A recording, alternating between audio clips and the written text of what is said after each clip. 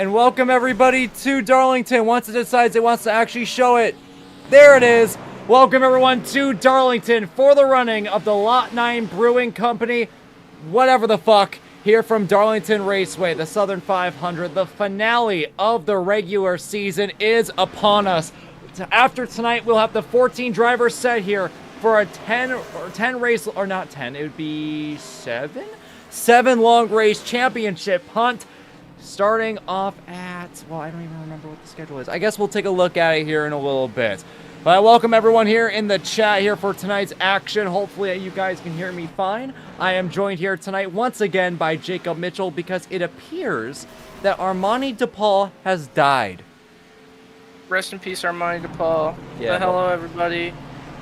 I'm actually on track right now, just getting familiar with the setup, just so I can get some information on how the race is going to go tonight. Yeah, well, we're watching you right now, Jacob. All right, we got eyes on you as we speak. Right now, Jason Gallagher is at the top of the table here, 30.181, and this is going to be big here for this championship. We'll go into it here in a few moments' time. Dimitri Mundros, right now, last one in one of those wild card spots in 14th. Right now, second on the board. That's incredible pace at the perfect time for Dimitri. Jacob, I see you're having a bit of a hard time there. I'm just trying not to hit the wall. And you hit the wall. And I hit the wall, yeah. Well, let's Is Diego's car at the frickin' van? Yeah, he's right behind you. I saw, yeah. I don't know how he got away with that one, but this is also Throwback Weekend. Scheme. Yeah, this is also Throwback Weekend. The theme for this season is COT era paint schemes. However, as you can see with Diego, he obviously went with a little bit of a different approach. And now our co-commentator has just ran into the 99. He ran into me. Oh yeah, I'm sure he did. And now my car's fucked. There is, well, I was going to say there's Alexander Hyder running a Jeff Gordon throwback, but he just ran straight through him. We have a Kyle Petty throwback coming in, a Mopar throwback coming in. And as you can see with a lot of these throwbacks, not a lot of them are actually from the COT era. And how about the best, here's Landon Warren. Oh, God, running not that the car. beautiful Has-Been Hotel throwback. This is a throwback to a scheme that he ran back in 2019-2020 in a league named ARA. So this has nothing to do with the COT. He actually ran this throwback last year for the Throwback Weekend. I had asked him, hey, do you want a Chris Buescher championship scheme? And he said, no. I want to run the same exact scheme I ran a year ago. And now we're here. There's a Narevlo running a Kyle Petty throwback, Hot Wheels. Not COT era, but still a good-looking car nonetheless. Here's OJC in a random one, Pablo Montoya, and he just hit a Tawa throwback. If you guys remember Tawa from D2 last season, he ran a Polaroid car in his first ever start. Wayne Kennedy is paying tribute to one of the best in ASCA's history with this paint scheme here tonight. I really like, Aiden Smith's throwback. Oh yeah, let me find I believe him. it's a throwback to his first ever Popeyes car. See, you wouldn't know because it's literally all the same. Here's an important paint scheme that you should all know. Here's Marcus Vanderlee in the Sex 42 machine. Back in Season 1, he was going for the win at Watkins Glen. One of the first major controversies that ASCA had to solve was with the finish of that race. He was racing against Donavici, our very own official, through the S's. And Marcus just cut completely through the second S to take the lead. He got a penalty, and he ended up losing his victory. And he's brought that scheme back here this weekend as a bit of a tribute to that day. And a pretty good paint scheme to boot there for the number 56. The throwbacks are here. The 98's not running a throwback. I don't think Ethan Moses is running a throwback. Yeah, I'm not too sure what that scheme is for Ethan Moses. It's definitely different, but I don't know if it's a throwback to anything. Here's Blackstone Warden. Let me ask him. I can ask him in the game. Hold on. While we wait for a response, Blackstone Warden is running a Jeff Burton throwback. He switched out the AT&T circles for state circles, and I gotta say, this is definitely one of his best works. He you know, he attributed the sponsor pretty well, so good stuff there by Daniel Botting. And we'll get into the championship talks here right about now. Coming into tonight, there are a few guys locked in. If I can go ahead and just pull up really quick, I'm going to pull up the, not the sheet, because there's a lot of words on there that I don't really give a shit about. But if I can pull up the points, actually, really quick, I'm going to see if I can pull up these points. Let me see if I can find it. One moment.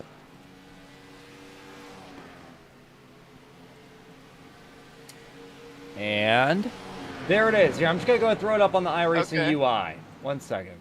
So, apparently Ethan Moses's... I know exactly what he's throwing back to, but the colors are just off. He's throwing back to the 2008 Dale Jr. car, but it was like the Gray Ghost car that he ran. That car itself was also kind of a throwback. Well, there's a problem. If it's not even the same color, it doesn't count. Now, here are the points coming into tonight. Now, the important thing to mention is right down here. Dimitri Mundros, the top 14 get into the playoffs. The top 12 go in on points, and then we have 2 wildcard slots. The important thing to mention is that the 2 wildcard spots, which would be given to drivers who win a race and aren't in the top 12, we don't have any of those. If there's been a winner this season, they're already in the top 12 or they are outside the top 25. So it's going to go default to whoever wins tonight's race and isn't already in the top 12 or 13th and 14th in points. Now, the important thing to mention here is 12th on back. Landon Warren is about, 20 points ahead of Dimitri Mundros. Owen Chabinski is the same. These two are practically a lock. They need to have a horrible night if they are going to ruin this. Dimitri Mundros is the outlier. He's 20 below 13th, but he also has about a 20-point gap here to Wayne A. Kennedy and Daniel Botting. These two need to have career nights here if they want a chance to make these playoffs, and Dimitri Mundros needs to have a horrendous day. As for everyone else here below Daniel Botting, you got Levi Leip, Diego Roldan, Keola Hankins, Clinton McDonald, Caden Mobley-Kelly, Robert Eichelberry, Richard Cheery, Ethan Moses, and Jason Semito. Anybody below the top 25 in points after tonight and gets a win, they're out of it, all right? It doesn't matter if they win. If they are not within this top 25, you cannot make it in with a win. You have to win to make one of these wild card spots, and you have to be within the top 25. And there are some pretty big names in here. Mainly our defending champion Diego Roldan. Keola Hankins has been close to victory multiple times this season. And Richard Cheery. 3 of these guys could absolutely go out and win here tonight and make a spot in the playoffs. But we'll have to wait and see on that because we have a lot of action to look forward to here at today's regular season finale. So going through some more throwbacks, Ethan Moses is just kind of a general throwback to Dale Jr.'s cars from 2008, which I guess makes sense. You can see right in front of Aiden Arevalo, the 33 of Miles Davis is a throwback to, oh no, Gavin, what car is that a throwback to? Well, there's a problem. He ran that scheme last week. Well, technically, it's still a throwback. Well, I guess so. Yeah, he loves Brendan Gaughan. He just tried to murder a gay man, and he missed. Oh, okay. And now he's getting fucking murdered. Jesus, fuck. Bradley Swensky throwing back to Travis Kvapil in 2008. Oh, no. Not Travis Robert Eichelberry Kvapil. not throwing back.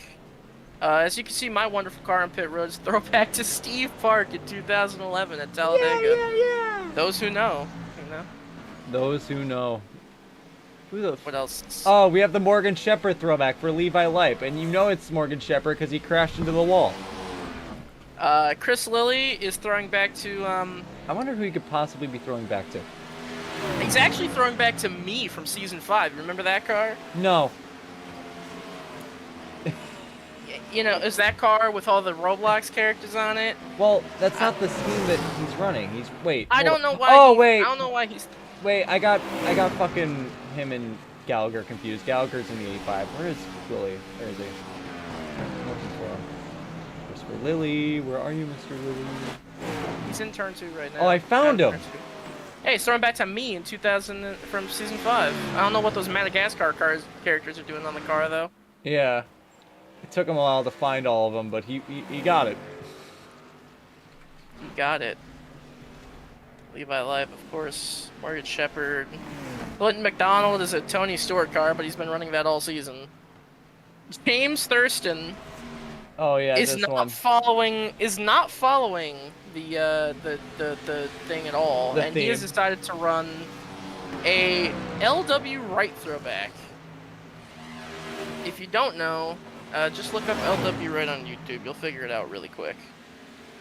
And with about 25 seconds left on the clock, the current times go as follows. Diego Roldan, fastest here in practice. I just saying about how he needs to win if he wants to make it into the playoffs and defend his championship. That's a good way to start, being the fastest in practice by nearly a tenth over Corbin Cullins. Cullins making his return after being gone for most of the regular season. He's not fighting for a championship. He's just trying to go for a win. Jason Gallagher in third. Good run there by him in practice. He's practically a lock. He's not a lock-in by points, but due to that win at Indianapolis earlier in the regular season, if he somehow ends outside the top 12, he has that win to go back on. He'll be a lock into one of those wild card spots.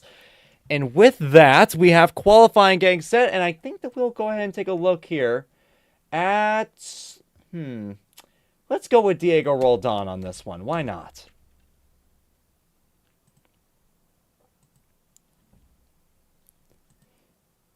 Yeah, you go with who's fastest in practice besides him. I'll go on board Jason Gallagher. We'll see if he sets a good lap now. All right, and Roldan is coming out onto the racetrack here. 2 laps here for him. We'll see if he can put a lap down that's worthy of a pole position. That would be an incredible time to get that kind of pace from the 99. What does that say on the back end? Does that say fucking vagina on the front end? I swear to God. No, If it says Vagisil. Oh, I thought it said vagina. My bad. As he's coming around turn 4 to start his first lap. Foot on the gas. And across the start-finish line. Here comes the first lap for Diego Roldan. Also looking at Corbin Collins here. Corbin Collins setting the early pace, 31.5. James Thurston with a 31.0. And Corbin Collins has hit the wall on his second lap. He will not do a second lap. Diego Roldan's taking his sweet time around here on his first lap. He's setting up for a flyer here on the second lap. And here he comes. Foot on the floor. Here we go. An actual lap here by Diego Roldan starts now. He's got a 32.07 his first lap. Obviously, that's just a warm-up lap. James Thurston did not improve from his first lap of 31.0. That is the mark to beat so far. What the fuck? Hi, OJ. Gavin, I have something to say. What? Check the contigs on Landon's car. I updated it. Why didn't I updated it already? The fuck? Did he update it? He might not have. Because I updated it. Diego goes 31. I'll look at it. I literally updated it. This fucking Diego guy's a try hard. Hold You see on. the lap 31.3 he from set in Diego. He practice? does not Yeah, overtake Thurston. he did not. Yeah, no, that's exactly why it's not. He didn't update it. I updated it. Here, Jesus Christ. Here. Hold on. Now watching AJ Hyder, I'm assuming he's going to be the only other guy that's really going to challenge for this pole. Hold on. Racing? Yeah, OJ, can you tell Landon to update his paint? Because I updated it a while ago to add that in, and yeah, I guess he never did. Which I don't blame him. I don't think I ever told him. You might gotta tell him. Keeping an eye on the 24. Okay. I'll go 2 tell him. minutes left in qualifying for anyone to set a lap. And round turn 4. AJ Hyder. Good exit. Solid run. 31.8. That puts him in 4th as of this moment. And he drifts it off into 1. I don't think this lap's going to be any faster. Chris Lilly setting a 31.5. He's going to go jump into 4th. Jason Gallagher, 32.2. Now, interesting development here. Dimitri Mundros, last one in on points, is sitting at the entrance of pit row with about a minute to go. I don't believe that he can still go out and get at least one lap in. But, I mean, he's not moving. I am very confused about this move, whether he's AFK or whether this is a choice. I would prefer, and yeah, he just went ahead and towed it. Disappeared. So I guess he's not going to qualify. I mean, I think that that's a major risk. I would prefer to be as high up as possible, especially considering that he ran 4th in practice, but that's the choice he's going to make. He'll start behind Wayne A. Kennedy, who is sitting 18th at the moment. It doesn't appear Blackstone Warden is setting a lap himself. And Mundros so is mainly disconnected. Oh. And James Thurston is still out there doing laps. Is that even something you're allowed to do? No, you can do it. It just won't count it. Okay, so, I guess he's... interesting development here. I'm wondering if Dimitri will be making a return. Because he has not set a lap at qualifying and he is disconnected from the session. If Dimitri Mundros does not start this race, this will open the door wide here for Wayne A. Kennedy and Daniel Botting to strike. And this battle will turn from a chase to get Mundros to a clash between Wayne A. Kennedy and Daniel Botting for that final transfer spot. That's like, I can't say exactly what YouTube video that makes me think of, but,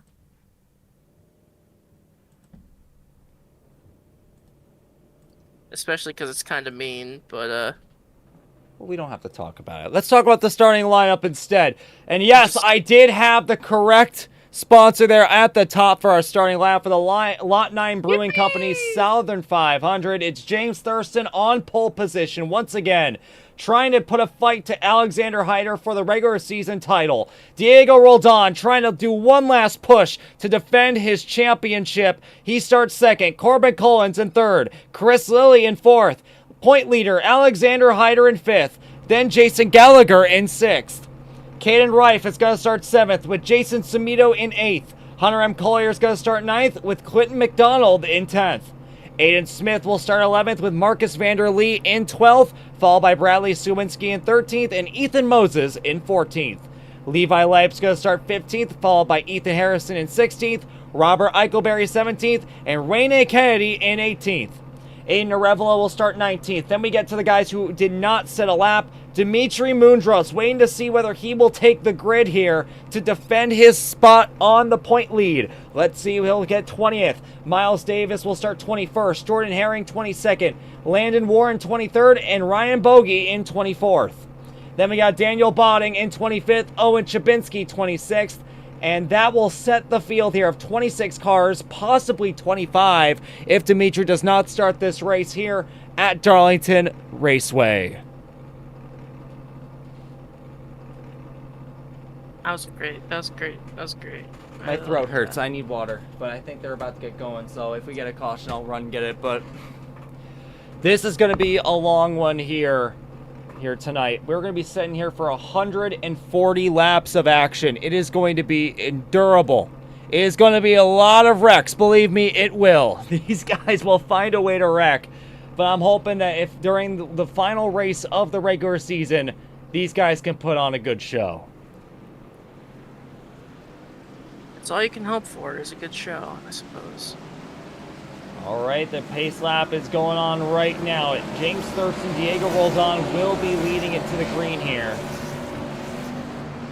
And it's going to be a lot of fun here. I think that James Thurston is once again the car to beat. But at a track like Darlington, where mistakes are so easy to make, anything is possible. First running... I don't know what Thurston is doing. Probably He's just just running a little low. messing around. And it does not appear that Dimitri Mundros has taken the grid. This changes everything. Now, Dimitri Mundros can still be safe. He has a 20-point gap here in the championship. Right now over Wayne A. Kennedy and Daniel Botting. Wayne A. Kennedy and Daniel Botting still need to put on a very good performance if they want to gather the points necessary to get that final spot. So many storylines coming into tonight's race at Darlington Raceway, the final race of the regular season.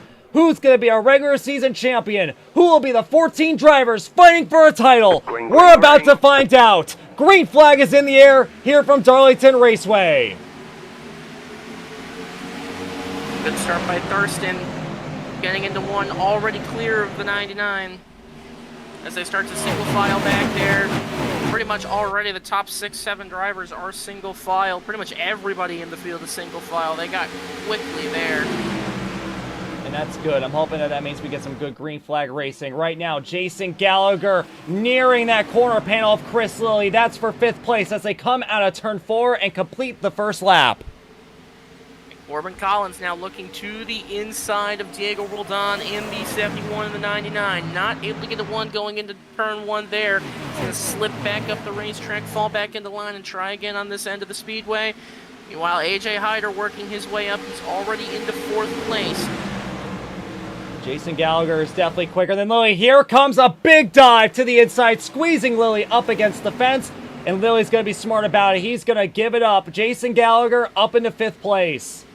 And already, Landon Warren is on pit road. Oh, no. He was black flagged. Oh, no. Because of the contigs. Yeah. I hate that I did that. Yeah, that's on me. I updated the paint. I don't know why I told him to update it. Speaking of done and pitting and black flags and officiating, I don't know if you mentioned, we do have a new caution system in place. We do, yeah. So what's going on now? After all the abundance of cautions we've had this season, Chris is throwing everything at the wall to try to get some green flag racing in this series. And a new one is going to be admin-controlled caution. So we got Dunn up at the booth right now. He's going to be going in and calling cautions whenever he sees fit. We got a bit of contact here in the back. That's Bradley Sawinski and Aiden Smith up against the fence coming out of turn 2. Everyone's going to keep it going. Marcus Vanderlee to the inside on Bradley Sawinski. And look at these guys. They're all sideways coming out of turn 4. Yeah, it's really hard to put the throttle down, especially here at Darlington. It's just such a tough track. They don't call it the Lady in Black for nothing. I would be surprised if you leave Darlington without a Darlington stripe on the right side of your car, then you weren't driving hard enough. Looking further back in the field, there's Wayne A. Kennedy back there. Racing against Miles Davis. This is for 19th place. A little bit of contact between Mavis and Wayne A. Kennedy. Owen Chabinski, and that is the 93 up against the fence. And there is Dimitri Mundros. Mundros did make the field. He started from the pit lane, so he missed the gridding, but made it back into the server. He has passed Wayne A. Kennedy for 21st place. Important positions there, gaining every position important for all 3 of those. Whoa, Wayne A. Kennedy's wrecking! Into the wall goes Wayne A. Kennedy, and his chances of making the playoffs are done. On lap 6 of this race, Wayne A. Kennedy with an overcorrection coming out of turn 2. Yeah, he just put the throttle down way too early, got loose off of 2, and got into the inside wall. And yeah, like you said, that's pretty much going to be race over. Yeah. And even with the new caution system, that probably would not have been a caution with the old system. But hey, there's debris on the racetrack. Put the caution out. Yeah, well, I feel bad for Wayne A. Kennedy. Oh, we got more wrecking. There goes Levi Lipe down the back straightaway. Caution is out. First caution of the day. It's Levi Lipe going around. Well, let's see here. Yeah, Ethan Harrison inside on Levi Lipe coming out of turn 2. It gets so tight on the exit of these corners. Bradley Sawinski hits the wall again, and Levi Lipe has nowhere to go. Gets ran over by Ethan Harrison. Good avoidance there by Robert Eichelberry and Aiden Arevalo. But unfortunately, early on here in this race, Levi Lipe with trouble. But it seems like that Levi Lipe might get away with this one. I don't see any kind of damage there on the 14. Good news. I think good news for Landon Warren, because he's 2 laps down. He's going to get one of those laps back. Yeah, good. I think. I don't know how the lucky dog works. Well, he should. I hope he does, because that's my fault for all that. We have a few guys coming down pit row. Bradley Sawinski, Owen Chabinski, Dimitri Mundros comes in as well, followed by Ryan Bogey and the 31 of Daniel Botting. Daniel must be on that pit every lap strategy. Yeah, he likes I doing hear it's that. very. If I was him, though, I'd probably quit doing that. You need points, especially over Dimitri, who's on the track right now. So it looks like the 23 will be getting the lucky dog, will be getting one of those 2 laps back. Good.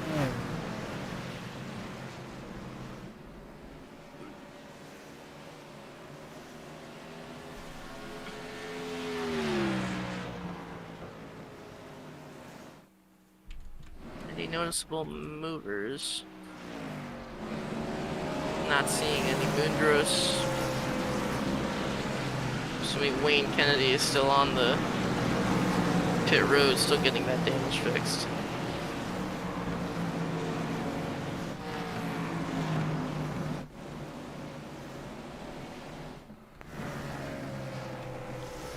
So right now the order is as follows. And actually, you know what? I'm going to scratch that. I'm going to take this opportunity to go get some water. I'll be right back. Talk to them. Say something interesting. Well, Wayne A. Kennedy wants to be let in, but Gavin just left, so I cannot let him in, unfortunately.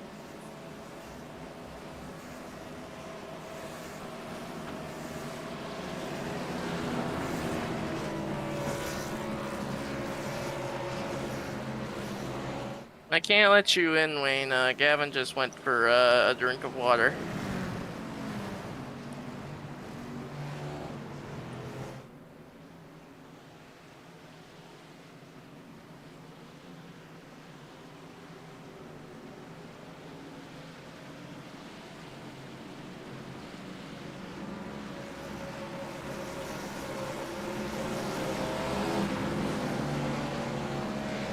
Whole field stacking up here.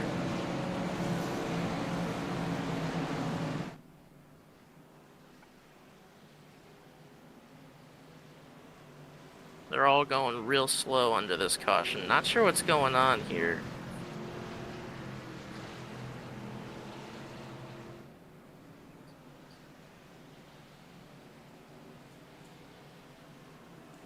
Big, hairy, fat men. Wow, that's actually me. Unironically, that's me. I love them.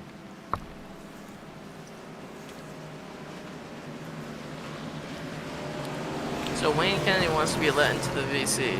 I think that we can let him in for a little interview. I always have preferred the 2 people booth, but I can bring him in for a little talk.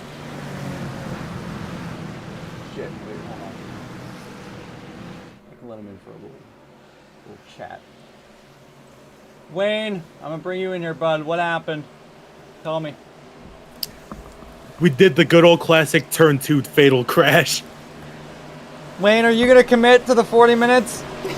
I'm going to commit to the 40 minutes here. Let's give them everything they can here. All right. Well, Wayne, we'll see you back on track in 40 minutes.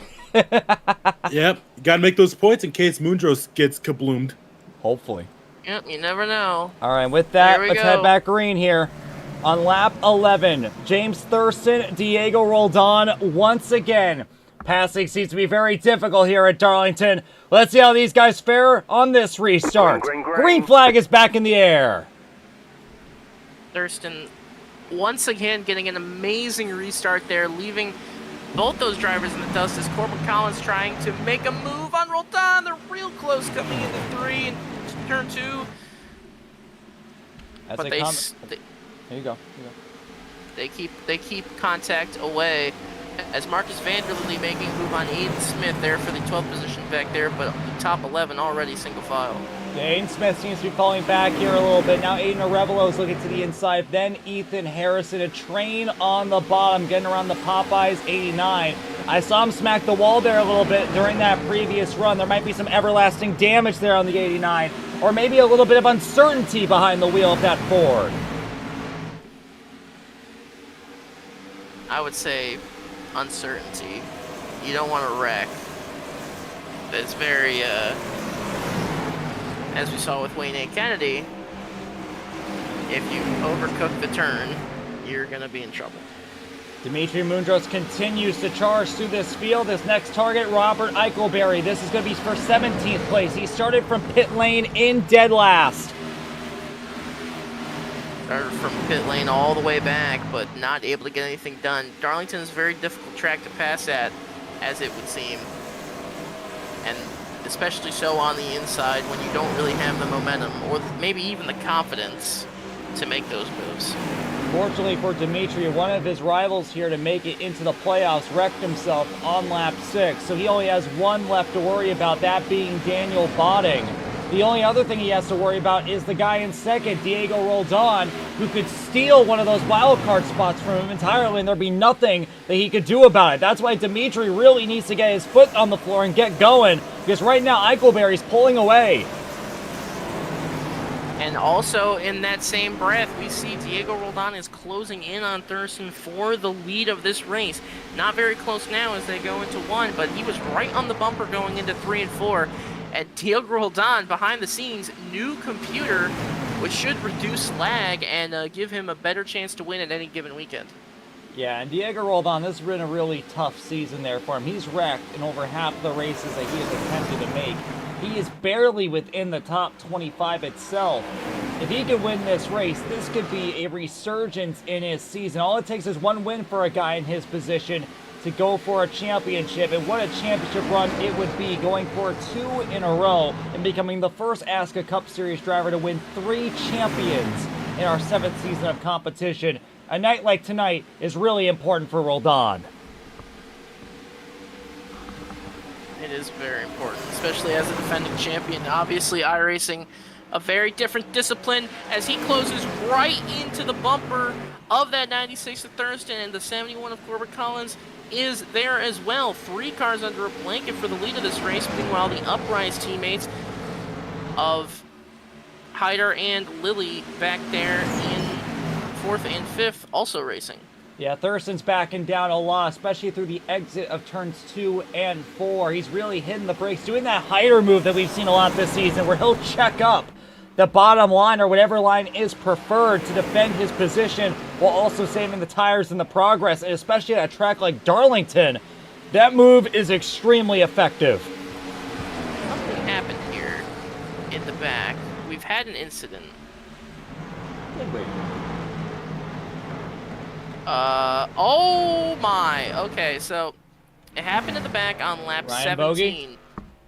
No, it was actually between the 23 of Warren and 31 of Daniel Botting, one of our wildcard contenders. So it looks like what happens is, once again, out of Yeah, I see it. Yeah, out of turn 4, it looks like Sawinski just checks up, Warren checks up, Botting just doesn't check up enough, taps into the 23 of Landon Warren. And then Ryan Bogey goes around. Hard into the wall goes the 35. I mean, if I'm going to be honest, that's just a lack of paying attention on the 31. He just kind of came down into Ryan Bogey there.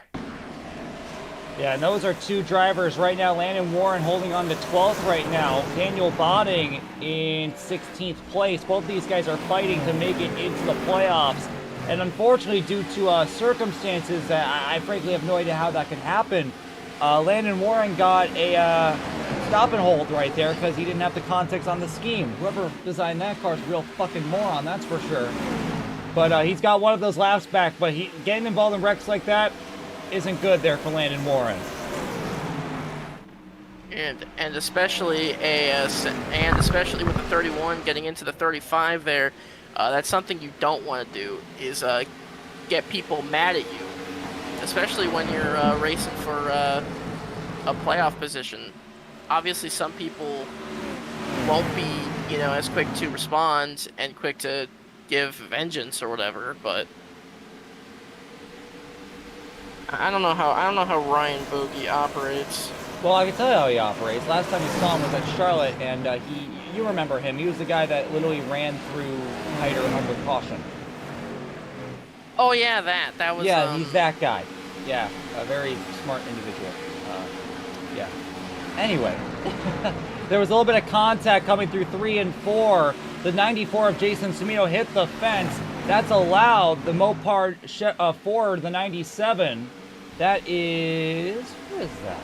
Oh, Caden Rife. I'm sorry, I forgot about Caden Rife. Caden Rife moves up into 9th, and Ethan Moses into 10th. The Mopar Ford. Wow. Yeah. It's certainly an interesting concept. Well, I suppose it's no weirder than having CorvetteParts.net also on a Ford. So you know, whatever. You know, ball so hard if you say think so. Here comes Jason Gallagher inside on Clinton McDonald. This is for 6th place. Clinton McDonald was struggling there through 1 and 2, hitting the fence. He's going to hit the fence again on the entry to turn 3. Now the 85 is even with the 35 coming out of, or the 36, I'm sorry, coming out of turn 4. And Clinton McDonald's going to give it up there to Jason Gallagher, going down into turn 1. Jason Gallagher moves up into 6th place. Gallagher taps the wall there a little bit through the center of 1 and 2, but he'll hold on to the Chevrolet. And as it seems like the 99 and 71 have used up their stuff, the 24 of Hyder is starting to close in on the 71, starting to make his presence known in that 3rd position. The 24 DuPont car going in on that Prestine's Auctions number 71. Hyder has 1 goal coming into tonight, and that's just finishing the race in a decent position. It could be a top 10, top 15. As long as he finishes this race, he will have the regular season title and a big bunch of bonus points to boot. As I think Clinton McDonald might have had a moment coming out of turn 2. He's all the way down the racetrack and has lost about 4 spots. And indeed, there was trouble going through 1 and 2. He slammed the fence going into turn 1, went all the way down about 3 lanes below the white line. The 98's going to go by, the 97, the 08. He's going to lose a ton of spots here. Things are not going great there for Clinton McDonald. Well, we're having a lot of moments here in the back. Levi Life is getting into the wall. He's kind of holding up a group of cars. It's getting real interesting as here comes Hyder shooting into the 3rd position. He's going to slide up the racetrack trying to take 3rd away, and that might be the first on-track overtake we've seen all day that didn't involve someone getting into the wall. Hyder is now up to 3rd. Yeah, Corbin Collins gave that up to him. I think Corbin understands that he needs to back up and try to preserve these tires or whatever there's left of them to try to get some speed out of that 71 Chevrolet. Hyder, on the other hand, has a lot more confidence. I'm sure that he's been doing what he's been doing all season long, saving those tires for the perfect moment. And that moment's now. He's going up to the back of Diego Roldan for 2nd. As back in the pack, we have some more battling here. It's Marcus Vanderlee trying to pass Jason Samito for the 11th position. Samito has to give it up, and he's going to give up 13th as well.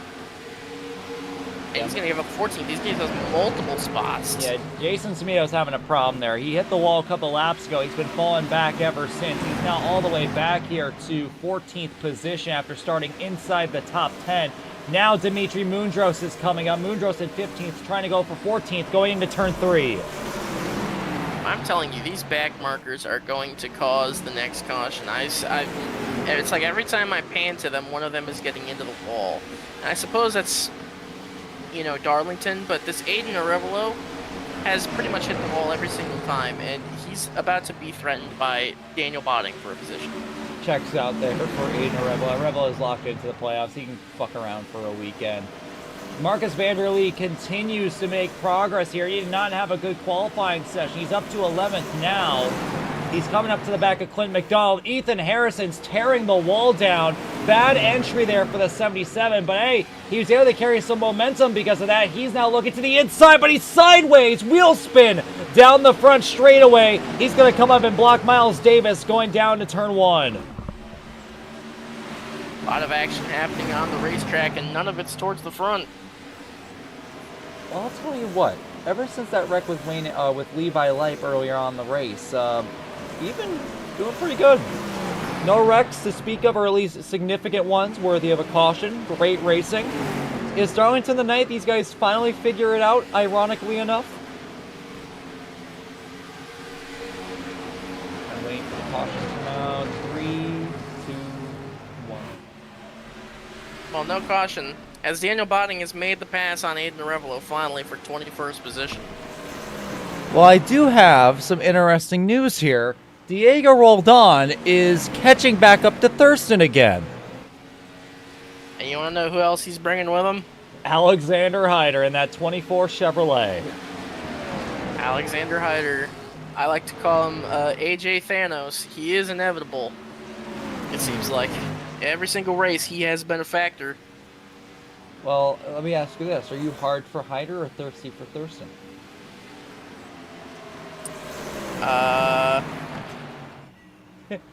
I don't know. You know what? I'm gonna just play it safe. I'm not gonna get into any legal trouble, and I'm just gonna say I'm hard for Hyder. I don't know. I don't think Thurston isn't a old male. Bro, if Thurston's a kid, we are in trouble. Because we've been making Thirsty for Thurston jokes all season long. I really... Oh, God. You know, now you're bringing... You know, after what happened with Mac last weekend, now I'm kind of realizing I should really be... Oh, God. I'm sure it's fine. Yeah, I'm sure it's fine. I'm sure it's fine. Going back into the pack here. We have a big pack here being led by Caden Reif in 8th. Right behind him, we got Ethan Moses and Clinton McDonald. And here comes Ethan Harrison inside on Marcus Vanderlee. A little bit of contact down the front straightaway. As they head towards turn 1, Ethan Harrison's going to get the spot up to 11th for the 77. And it seems like the 99 has been getting into the wall just a little bit. And that's caused him to drop back up a little bit on the 96 of Thurston, and the 24 once again has pulled in. Let's see what Hyder does here. Here at Darlington Raceway, you have to calculate your moves here to make these passes. You can't just make a lunge and make it stick. There's just simply not enough grip and enough room to be able to do that. Sometimes you gotta be a little patient, or you can be in the same call as him, and he'll go ahead and yield for you. Was that him yielding, or was that him making That was a him mistake? yielding. He went all the way down the front straightaway and gave it up to him. They're in the same call. I imagine that Roldan wanted to be nice about it and just let him through. And now we have a battle for the regular season title on our hands. For the lead of this race, Hyder 5/10 behind James Thurston. We're about to see these two go at it once again. It has been the battle that everybody's been wanting to see, and everybody's been watching all season long. Thurston versus Hyder. While we await for that battle to commence, once again, Lilly and Gallagher have been glued together this entire race. They are now sitting 4th and 5th, but it looks like a battle between the two is closely approaching. Gallagher's getting ever closer to the back of that 53. Yeah, he's been right on this bumper, and I've been a little surprised of Jason Gallagher. You know, he's been able to make the moves. He's been able to, you know, he's sitting up there in that top 5. I didn't really expect him, truthfully, to be up and contending, especially in a position like this. But you know, it's a pleasant surprise. It's always good to see. Yeah, and again, Gallagher's one of those guys that's essentially a lock. He doesn't have enough points. Like, mathematically, he could go outside the top 14. But he also has that win in Indy, which guarantees him a wild card spot in the event that he goes outside the top 12. So in that case, he is essentially a lock. So he can go out here tonight and basically just have fun. Don't even worry about the championship because you're locked into the playoffs next week. So, and you can see exactly what that mindset's had to deal with him. He's up in 5th right now, running one of the best races of his season. It's kind of funny, you know, when they're battling and they're just racing, and it seems like they do better with less on the line. I don't know how to think about that. Well, there's no pressure. You can just go out and do stuff. Corbin Collins has not been doing great ever since those tires wore off. He was in 3rd place. He's fallen back to 6th, and now he has a bunch of Hunter Collier all up his butt, because he has been all over the place trying to hold on to the 71 car. Hunter's putting a ton of pressure on him. Looking back in the pack, I'm just watching. They're just smacking the wall. They're just killing the right side. I don't even know if they're trying anymore, as Ryan Bogey is now in the sights of the 2 leaders. Oh, God. Maybe this time, I can only pray that he doesn't run into the leaders this time. You never know. It's a possibility that he does. You know, I'm also wondering if... I'm starting to think, was he the one that did it? I'm assuming he was. The 35 seems familiar. I'll look at it after the race. And look at that. All right, this time Ryan understands the memo. He's going to move out of the way for this enhancing battle for the lead of the race. On lap 42 of 140, Alexander Hyder putting chase on James Thurston.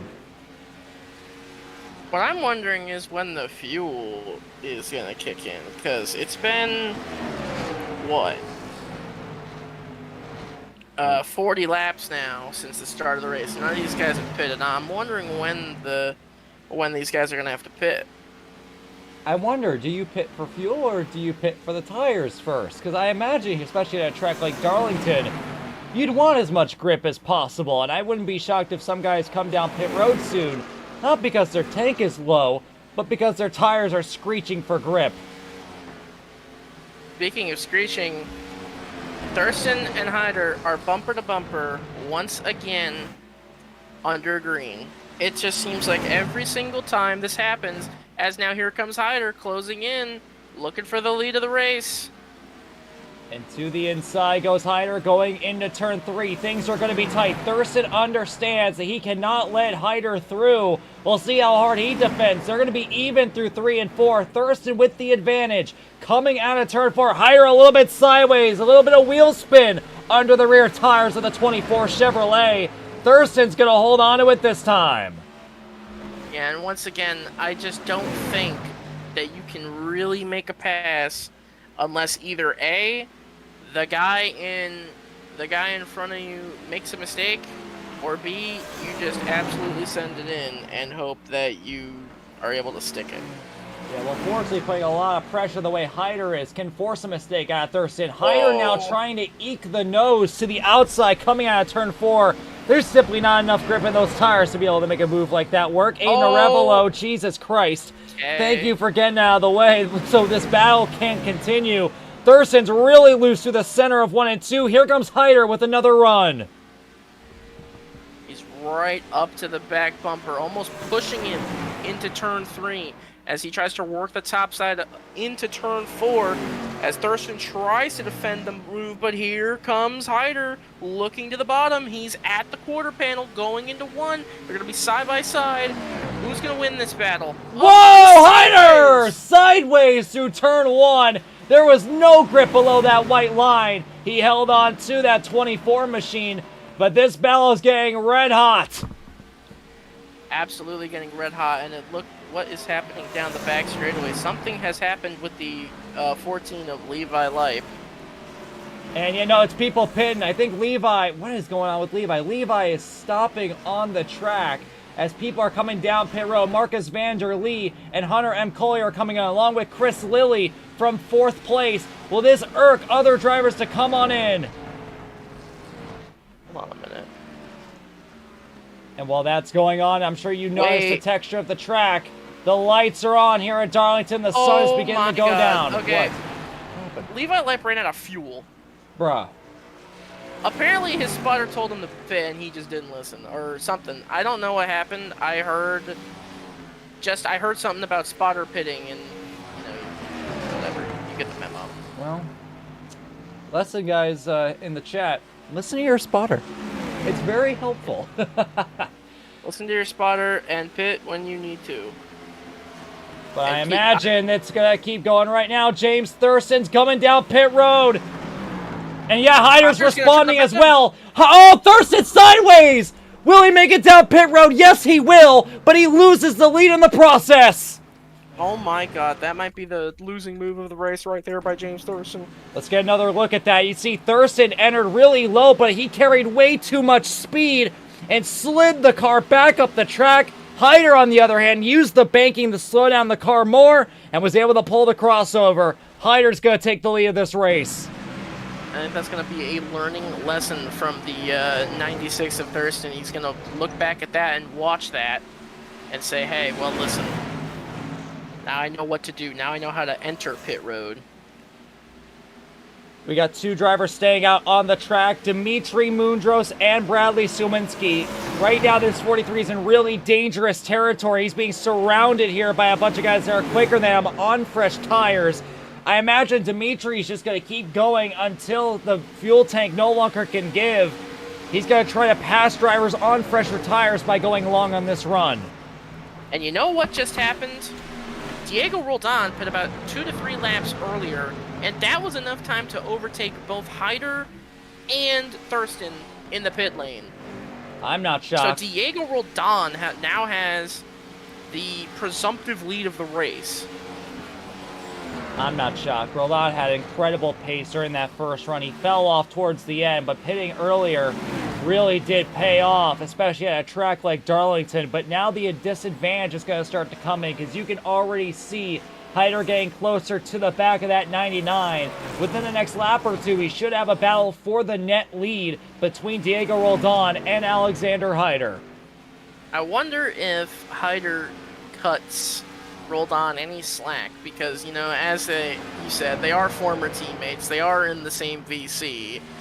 I wonder if Hyder cuts him just a little slack as Hyder got into the wall there. But I wonder if he gives him, you know, breathing room. I wouldn't say he's going to let him win the race, but, you know, give him just, you know, a fighting chance because he must win to make that wild card spot. It wouldn't surprise me. I wouldn't be shocked, but I think that mindset is only going to last as long as the gap between Hyder and Thurston stays the way it is. If Thurston starts to approach Hyder, I think Hyder's going to have no choice but to get around this 99. And with the 99's pace, I wouldn't be shocked if Thurston approaches these two very soon. Well, Thurston is 3 seconds back from the 24, as the 24 looks like he's trying to make a move. And I think Hyder should be able to make this pass. And yeah, the 99 once again is just going to go ahead and give it up. I think he understands that there's no point in racing the 24 for position.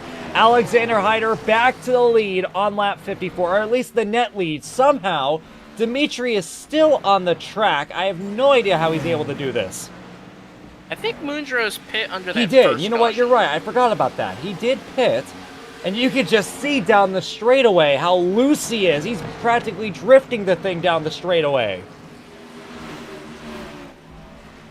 I agree. And you gotta wonder with Moondros' strategy here. I mean, is he really gaining anything long term? I mean, Hyder's only about 10 seconds behind Moondros at this point. Within the next lap or two, if he doesn't pit, he's going to lose the lead. I mean, he's going to lose so much time here on these old tires. Is the gain that he's going to get with the fresh tires worth it? I don't know. Maybe he's banking on a caution, but with admin cautions, I just don't see it. But So- that mistake by the 14 of Levi Lipe has put him down to 3 laps down. And Dimitri's bringing it into the pit lane here on lap 56. This will end green flag pit stops. And that will cycle Alexander Hyder to the lead. Diego Roldan in second. James Thurston is approaching the back of Diego Roldan. The gap right now sits at 2 seconds between second and third. Fourth right now is being held there by Jason Gallagher. Then, how about this? Ethan Harrison continues to show some incredible pace. He is up in fifth. Hunter M. Collier sixth. Bradley Skowinski seventh. Courtman Collins in eighth. Eighth is Clinton McDonald, I apologize. Ninth is Ethan Moses, and Robert Eichelberry is in 10th. Or at least he was. Where is Robert Eichelberry? Huh, you know, I just realized something. Chris Lilly is a lap down. Interesting. Yeah, so something happened during that pit stop. He might have had a speeding penalty. I imagine that might be what it was. He might have had a speeding penalty that he had to serve. And now he's sitting... Where is he sitting now? He's sitting 19th. 1 lap down. Well, that's not ideal. It's not, but Chris, again, is one of those drivers that's in a position where he can get away with that. He's locked into the playoffs. He's had a consistent enough season where he doesn't have to worry about all that, but absolutely, he was running in 4th before all this. That's going to be a major setback there for the 53 camp. Absolutely.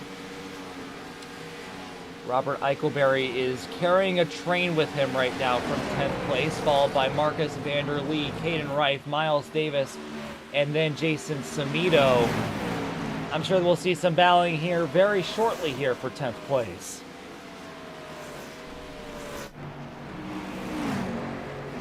But I'm actually going to pan it back over here to 5th place because Bradley Sawinski's starting to make some peaks here on Hunter M. Collier for 6th place. I'm sorry. I didn't realize this. Bradley Sawinski is also a lap down. That's where I have my miscount. Yeah, Bradley Sawinski must have also had a speeding penalty because he's sitting back in 18th right now. Huh. Yeah, these guys are not Interesting. doing too hot. And here's Dimitri Mundros back on the track. He has just passed Jason Gallagher. He is only 1 lap down at the moment, which is good. And he'll be able to go up here and pass Thurston, Roldan, and Hyder with ease. But then he has a long road ahead of him before he gets back up to Owen Chabinski. Owen Chabinski's actually a lap down, so ignore me there. And also, we're going to pan it back over to second because Thurston's drifting the thing through turn 4. A little bit of contact between him and Roldan as they battle for second place going down towards turn 1. That was awfully close between the two. Roldan slams the wall. Honey, that actually might have helped him in that corner because, well, no, he's just going to lose a bunch of time to the 96's bumper. And just like that, James Thurston moves up into second. That was a close call going down to turn 1. He came up like he wasn't there. No contact. But if Roldan was able to hold it there through turn 1, there might have been some major contact. But fortunately, both will get out of it alive. Now Thurston has another second to kill before he gets up to the back of Alexander Hyder. I wonder if Thurston plays this run cool and then tries to attack next run. If he wants to attack next run, then he's got a plan to do a short pit to be able to pass him. Because clearly, short pitting is the magic to making these passes. That's how Roldan was able to gain so much time on Hyder and Thurston. Levi Lipe, once again, is going to be in the way of James Thurston going down into turn 1, just like how it was in Canada. Jesus, and there it is. Thurston's just going to run through Levi Lipe. That's fully deserved. I don't know what Levi's doing. I don't think he even knows what he's doing sometimes. Yeah. I mean, considering he ran out of fuel, it's questionable what's going on in the pit box for the 14 camp. Might not even have a spotter, but Thurston's going to get a move him out of the way. I'm not too shocked. Thurston's had a bad hand these last few weeks. If you remember in Canada, Levi did literally the same exact thing where he just parked it right in front of Thurston in one of the corners, and Thurston wasn't too pleased. He bumped him out of the way. Nah, that's the way the news goes. You don't move out of the way for faster cars, you're probably going to get moved through, and Thurston actually lost 0.3 of a second doing that. And that'll show you why. Yeah, no, he can't be affording that. He needs to get through this lap traffic quickly. And unfortunately for him, he does have Owen Chabinski coming up next, so one more lap car before he can fully commit chase on Alexander Hyder. I am wondering, where is that 43? He is there, behind... He's just behind Thurston, or... I guess Levi Lipe now. So, a fuel run on these cars seems to be, I'll call it 45 to 50. Because these guys, you know, obviously with that caution had a little bit of fuel saving, but a lot of these guys didn't pit under the first caution. They went about to lap 50. That's when Thurston and Hyder came in. So I'm thinking 2-stop race, well, one more stop. Although, I am looking here. Do your math again really quick.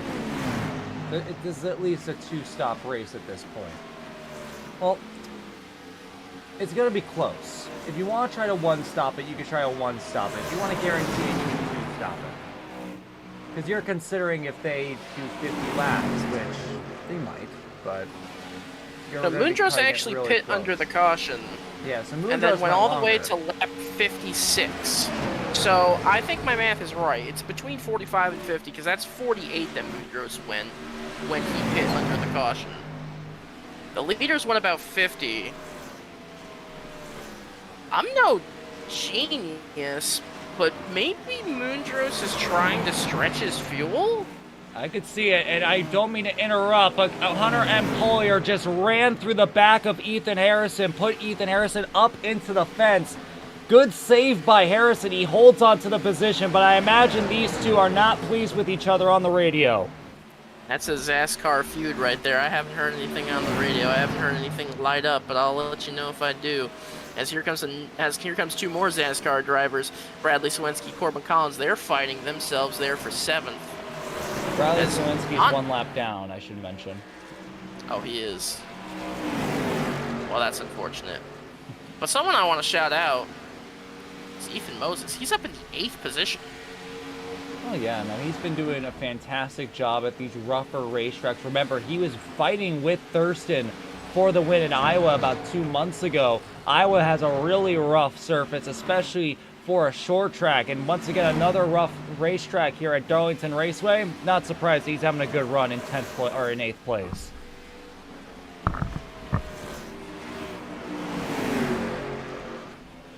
It's very good to see some parity there back in the field. It's also good that Even we're if- finally getting some good green flag fucking racing. It only took us 13 races, and it only took us until Darlington, of all places, to finally figure out how to do it. I guess it's because everybody's kind of running single file and they're not really like side by side too much. I would assume that's a primary reason as to why they aren't able to do that.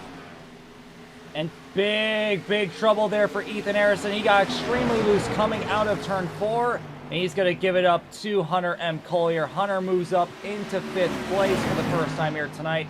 Corbin Collins has been trying to get around Bradley Sawinski for the last 3 laps. Every time he gets to the inside of 28 going down to turns 3, coming out of turn 4, he always loses the back end. It has to back out of it. And he's going to try it again here, but again, that 28 car is not moving for the 71. I imagine there's a little bit of frustration coming out of the 71 right now. I'm surprised he hasn't just put him in the wall at this point. I mean that's what we saw Thurston do with Levi Lipe there. And Harrison's having a lot of trouble with those rear tires. He is spinning the rear end coming out of these corners. That's how he lost the spot there to Hunter and Collier. And Bradley Sawinski, a lap car, is all over the back of the 77 right now, trying to find a way through. Yeah, I'm looking on the racetrack. It just doesn't seem like there's any battles going on, any like real close racing. Besides this, it's just this group of cars. Well, let's have something else to talk about. Let's get an update here on our current playoff picture when it comes to the bubble. Now, let me find... Where is Blackstone Warden? Where is he? There he is. Number 31, Daniel Botting, 21st at the moment. He needed to come in here tonight and beat Dimitri Mundros by at least 23 points. Unfortunately for him, he is sitting 1 lap down. He's about to get lapped a second time. And Dimitri Mundros is over here. He's in 16th place. He is on fresh tires, charging through the leaders at the moment. He's trying to catch back up to James Thurston. He has just disappeared. Uh-oh. I think that we might just... Dimitri is blinking everywhere. I am concerned on whether he might get disconnected soon. He has returned to the track. Blink. Yeah, no, he's returned to the track here. He's over there in turn 4. So everything is okay there for the 43. He missed the start due to a disconnect. So he's been having some internet issues here tonight. Hopefully it doesn't impact his chances of making the playoffs. But so far, so good there for Dimitri. Not a perfect run. He's running 16th. But it is good enough compared to what his competition is running. All you really need to do is just keep the car true and steady to the front.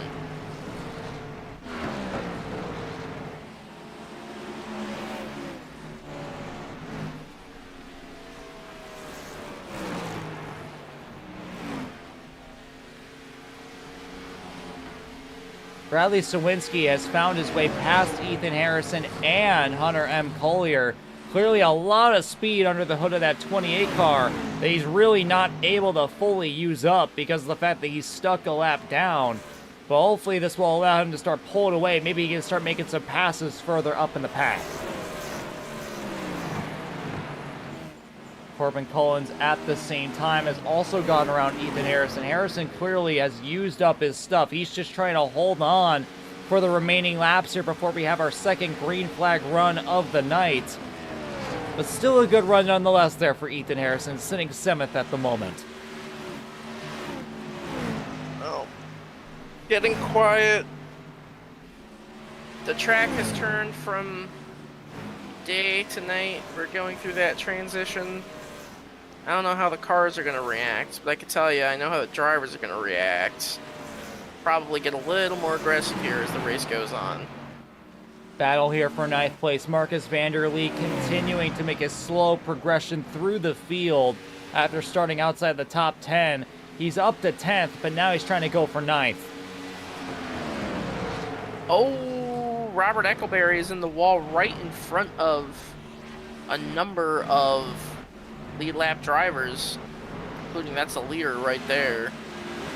Although nothing really doing there. No big problems between the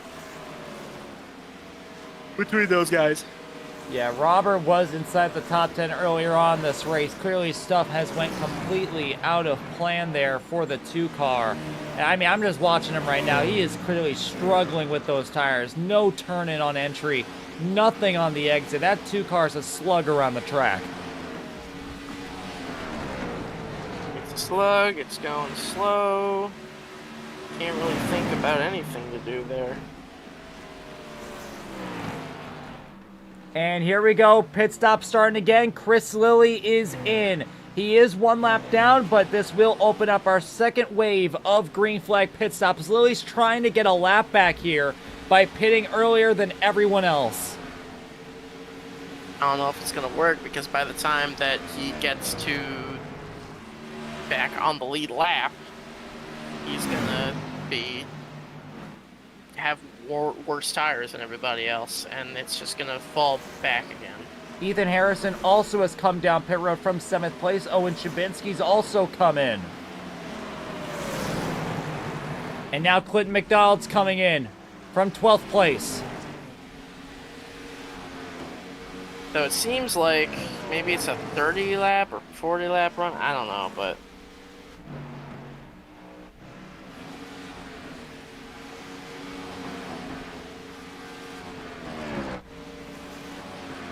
very quiet on the racetrack now. Now we're just waiting for the call here from Alexander Hyder or James Thurston. The major advantage that Thurston has right now with this gap is that he can come in when he wants without having to worry about Hyder.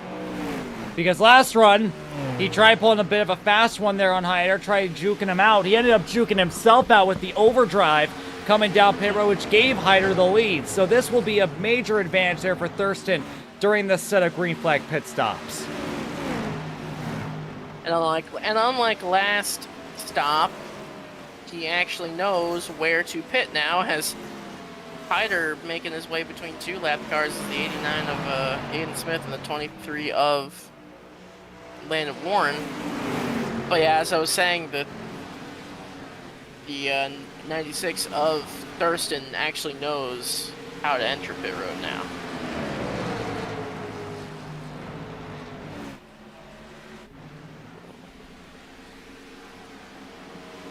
Caden Rife all over the place, down the back straightaway. Ethan Harrison, Marcus Vanderlee, 3 wide through Darlington, through 3 and 4. Ethan Harrison on fresh tires, trying to get through the slower traffic. And that's something that I really thought we would get a, say a Bristol or a, I guess Iowa, is lap traffic. We really haven't seen long runs deal with lap traffic until this point, have we? No, we have not. Lap traffic has been a very foreign concept so far this season, along with green flag runs. There's been a lot of contact here. Owen Chabinski got into the back of Ethan Moses. Remember, Chabinski is a lap car on fresh tires. He himself just got doored by Ethan Harrison as he tries to get through it. Clinton McDonald sideways through turn 1. He holds on to the thing, almost clipped Ethan Harrison. He holds on to the car. Owen Chabinski has to take evasive action, and this will allow Chris Lilly and Ethan Moses to re-overtake. Woo! Exciting times. Should be noted that the 42 of Owen Chabinski back there is also many laps down. He is in fact 6 laps down. Now, how the hell did he do that? I have no remember him idea. getting in a wreck. He must have Probably wrecked just it. pitting a lot. Maybe. James Thurst has 2 lap cars coming up. Aiden Smith and Ryan Bogey. We'll see how these two cooperate. Thurston to the inside on Aiden Smith. He'll get that pass done. Now Ryan Bogey's up next. Oh, the quiet. And Thurston's going to get that through as well. It seems like. Oh my god, wait a minute. Is it happening? It's happening! Look at the exit of pit road. Wayne A. Kennedy is returning to the Oh my god, racetrack. is he back on the track? 82 laps down. There he is. He is returning. There he is. And I'll tell you what, that car looks pretty good. Not just the scheme, but I don't think there is a dent on that thing anymore. The boys at the 93 cam have done an incredible job to fix this race car. Well, we'll have to see if he can come back and win this Well, race. Yeah, he's a couple laps down. He's you know, 83 maybe- laps down. I don't think he's going anywhere, but it is the thought that counts here for Wayne A. Kennedy. He's waited 40 minutes here to get back on the track and try to do some laps, do anything to try to make it into these playoffs. And while it might be over there for the 93, still a commendable effort there by the crew. I agree. Very, very, very great effort by that 93 crew to get that track up back, car back on the racetrack. Right now, Hunter M. Collier racing with Corbin Collins, but Ethan Harrison's coming into the fray now on fresh tires. He'll go to the outside on Collins, now to the inside on Hunter M. Collier. A double move there by the 77. The 36 is trying to commit chase at Ethan Harrison. Now he looks to the inside on the 98. It's just a lot of passing here, a lot of cars with older tires versus cars with newer tires. It's very, very back and forth between them. Yeah, well, clearly there are two pit strategies forming right now. You got the guys that are pitting. They're going to go ahead and pit one more time. They're either going to pit one more time or they're going to try to save extra hard to make it without stopping again. You got the guys staying out right now on old tires, trying to make it on one stop here. That stop being when they come in and they can make it to the end on fuel. So we're going to see which strategy here prevails. I believe that the first one on this strategy is Ethan Harrison as he sits in 13th. It's going to be very interesting to see how that strategy plays out. I don't know if it's going to get them the win, but it might get them a better finishing position than they already had. Well, right now, here's Ethan Harrison coming up to Wayne A. Kennedy. Wayne's going to go and get out of the way. Quinn McDonald right behind Ethan Harrison. Quinn is 3 laps down, so he's not even in the same zip code as everyone else. Lily's 2 down. He's waiting for the leaders to pit so he can get back on the lead lap, or at least that's the hope. And Harrison's out the 10th. He's about to make this pass on Bradley Sawinski for 9th. And yes, Ethan Harrison's back up into the top 10. And when these leaders pit, he should be somewhere on the lead lap as they're going nearly 3 wide going down to turn 3. I saw Diego Roldan on pit road. It seems like pretty much every single driver except for Hyder and Thurston have now been on pit road. And yeah, that's right. Diego Roldan, Corbin Collins have brought it in. And now we are waiting for the move here by Hyder. Marcus Vanderlee's coming in now. I see Jason Samito sliding into the fence. And here comes James Thurston. This is the advantage that I was talking about. A much better entrance there for the 096. And this is going to be huge. Hyder will have to come in this time by if he wants to respond to James Thurston. But James will still gain a bit of time there on Alexander Hyder. Very, very interesting. Very, very. And now, when Hyder pits here momentarily, this will give the lead Out over. now. Yeah, here he comes now. He'll be coming in from the lead. And this will cycle the lead back to Dimitri Mundros once again. Actually, what if it's not? Oh no, never mind. It will be. Marcus Vanderlee was right behind the. It made me think, you know, what if? Well, actually, you're right. Because Ethan Harrison just passed Dimitri Mundros for 3rd place. So he's going to be coming back out onto the pit road. And he's going to be he's about to pass Thurston side by side down the back. And Harrison moves up in a second. I imagine this will be very short-lived, as Thurston will now go to the inside on a fresh set of tires, and he'll move back up into 2nd place. But Harrison was about 6th in the running order before he had made his pit stop, and now he's running 3rd. A net gain there for the 77. And Thurston has slid it on cold tires into the fence hard into turn 1. The car seems to be okay, but that is not preferred there by Thurston to try to get this lead. And McDonald is sideways through turn 3. Contact between him and Chris Lilly. McDonald's coming down there on Thurston, coming out of turn 4. A little bit of contact there between Thurston and McDonald as they come out of turn 4. And now Thurston, look at Thurston. He's dealing with all the slower traffic. He's going to run through Chris Lilly. And Thurston, Lily's going to put Thurston into the fence. I imagine. Uh-oh. You don't mess with the league owner. Chris Lilly is not happy with that move. And Thurston's coming down the Lilly. He takes him out. There goes Chris Lilly and McDonald into the wall. And the caution is out. Boy. Oh, he just wrecked the league owner. Oh, boy. Oh, no. Oh, no. Thurston has a history of running into drivers on purpose. We've already seen it tonight. If you remember at Indianapolis, him and Miles Davis were wrecking each other coming to the finish of that race. And this has changed the complexity of this race. All of the time that everyone had gained will now be reset here with under 40 laps to go. And with that, I want to take a look at this because, well, let's take a look. This was a multi-laps, this was a issue that had gone on for multiple laps. So it started here. Chris Lilly going down into turn 3, just runs straight through Clinton McDonald like he isn't there. That's going to slow both of them down. Here comes James Thurston.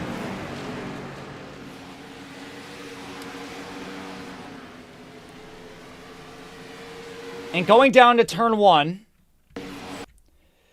Thurston has way more speed, goes down into the corner, tries looking to the outside. Lilly's already committed to his line.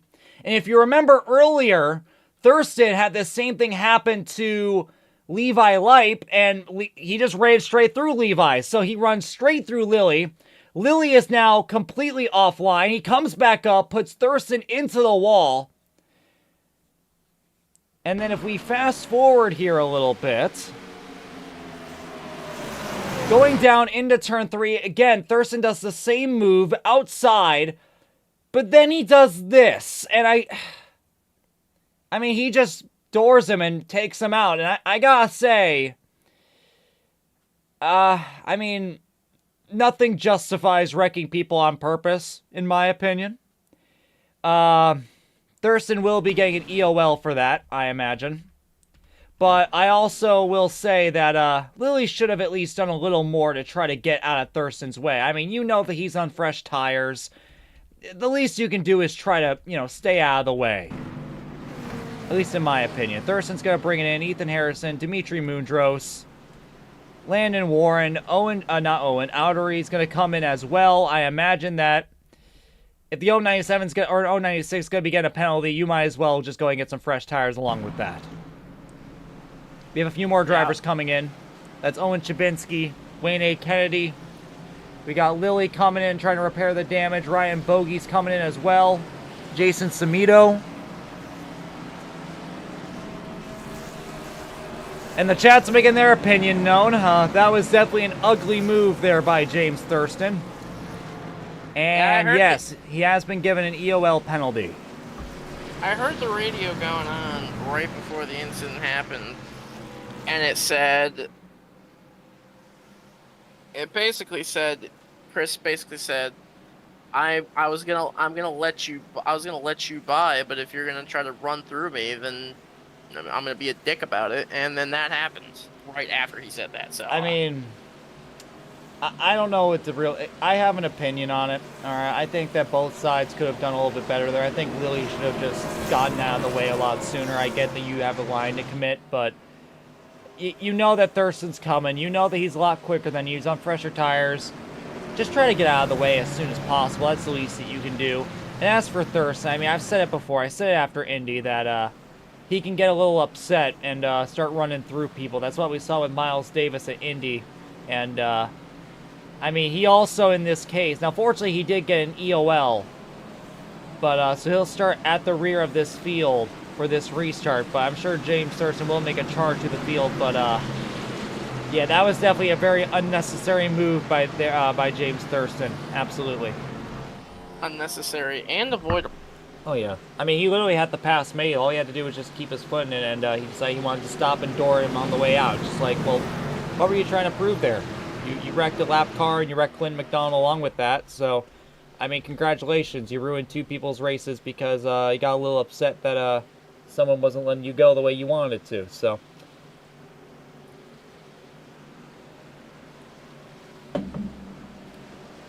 Pretty much. But let's get back up here to the front, because now we got a new face here at the front row. It's Jason Gallagher, who's been having a quiet but fantastic night inside the top 5 practically all race long. He'll be starting side by side here with Alexander Heyer. Let's see what kind of fight he can put on against the regular season points leader. As they come out of turn 4, we have under 40 laps to go here at Darlington for the regular season finale. Let's go! Green flags back in the air. Hyder, much like Thurston before him, getting an amazing restart there into turn 1. Gallagher will hold on to second, Hunter M. Collier down to third, Ethan Harrison in fourth.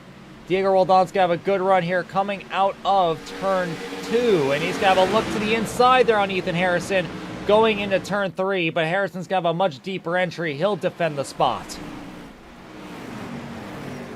Very, very interesting. Here comes Roldan again, eking to the inside. Harrison this time's going to back out of it. He's going to give it to Roldan going down to turn 1.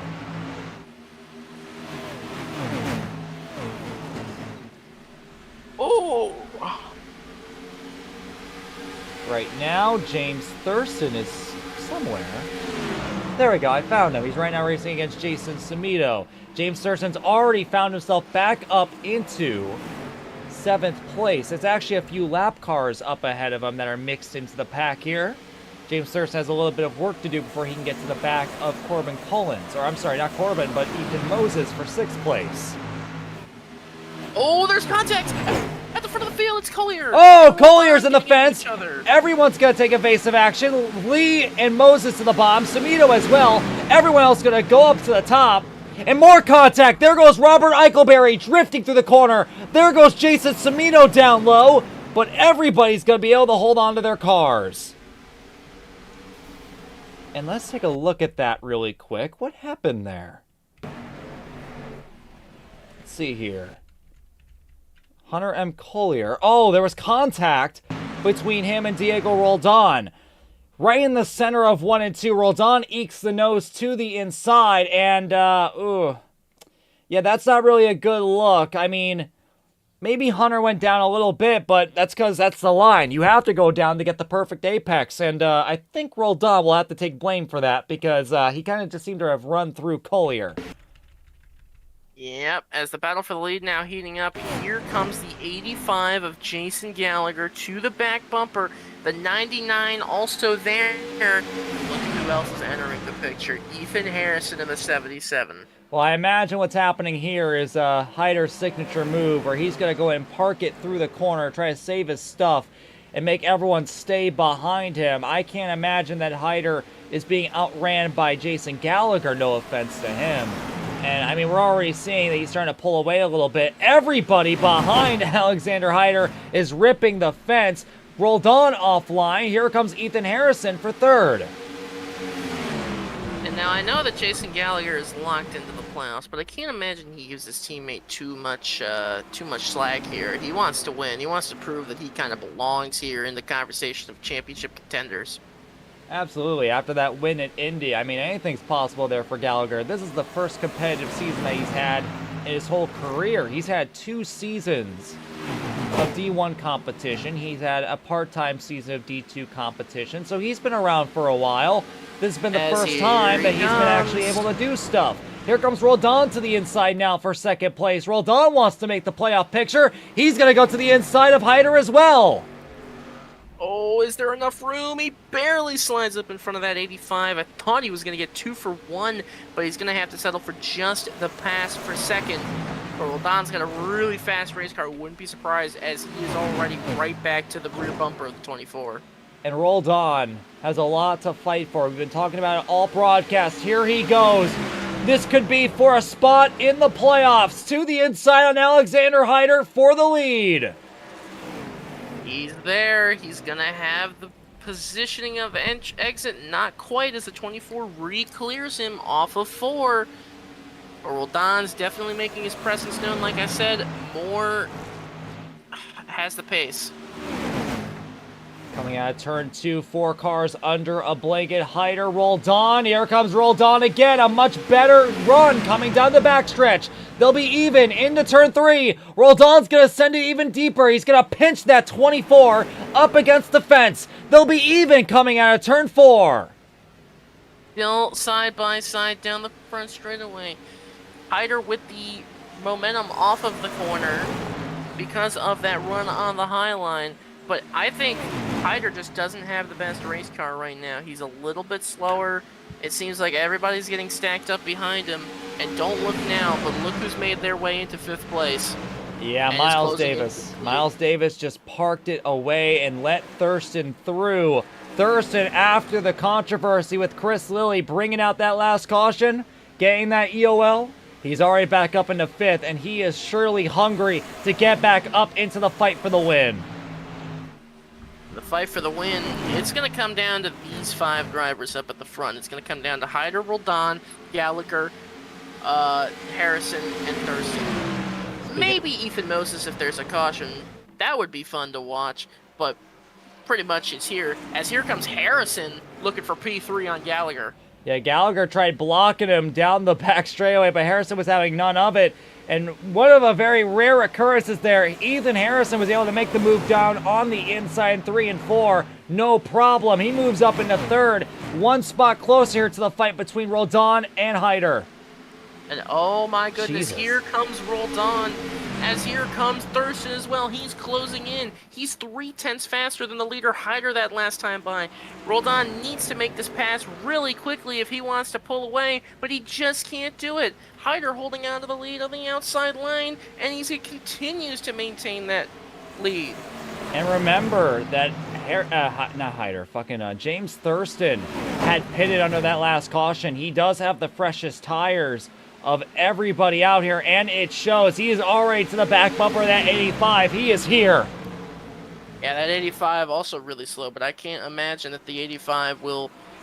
Oh man, I'm going to be surprised. I would not be shocked if we see a little bit more physicality out of the 96 here as the laps are winding down, nearing 20 laps to go.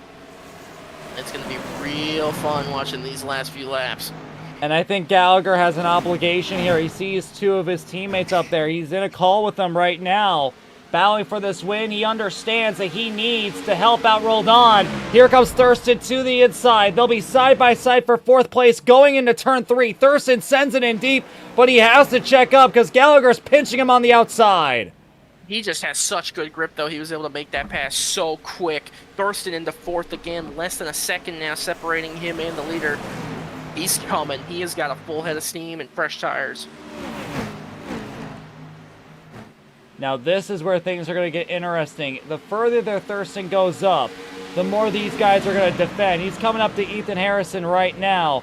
This will not be an easy pass. We know how Harrison is. He fights hard for every single spot. We'll see what Thurston can do to get around the 77. I heard some bickering between the 98 of Collier and the 97 of Caden Riff. It seems like they're getting into an argument over track position. Something to watch there as the 77 taps the wall again in the 96. Something you gotta be careful though with the 96 is that do you use up your stuff too early catching these guys and you don't have anything left to actually pass them? Well, I mean, at this point, we're coming to 20 laps to go. At this point, there's really nothing to save for. I mean, you don't have those many laps left. You gotta go now. Yeah, you do. Yeah, I agree. I mean, it's just that the fact that his pace has kind of petered off and has kind of started to equalize with these other guys up at the front. And the 99, I'm still concerned. He still cannot find his way around the 24s. Here comes the 96 for third. We'll see what Ethan Harrison will do. Thurston sends it in. He is clear. That's 77 just a bit. Harrison's trying to keep the nose up there. Coming out of turn 4. Thurston's going to get the spot barely over Ethan Harrison. As the 99 has started to fall back a little bit, this is not what he wanted to see at all. His chance of a win slipping away from both sides now as the 24 pulls away and the 96 pulls in on him. Well, I think that Hyder was saving. I imagine that Hyder was definitely doing a lot of saving, was parking everyone behind him as he usually does. Mainly because of this. Thurston on those fresh tires coming up. I imagine this is more of a defensive maneuver there by Alexander Hyder to stop Thurston from overtaking him as we're approaching 15 laps to go. Thurston now has 2 tasks ahead of him. He's got to get around Roldan and then get around Hyder. You know, I'm sitting here in the booth. Obviously, maybe I think a little bit different because I'm not in one of those race cars, but I'm surprised the 99 has not given the 24 at least the smallest bit of bumper. I'm just, you know, if you're the 99, you have to win to get the wild card position. I would be doing what I can to get to the lead. Nothing too serious, but... I mean, I'm thinking about the 99 right now. How much grip does he really have left? He's put lunge after lunge on the 24 at this point. I can't imagine he has a lot of grip left.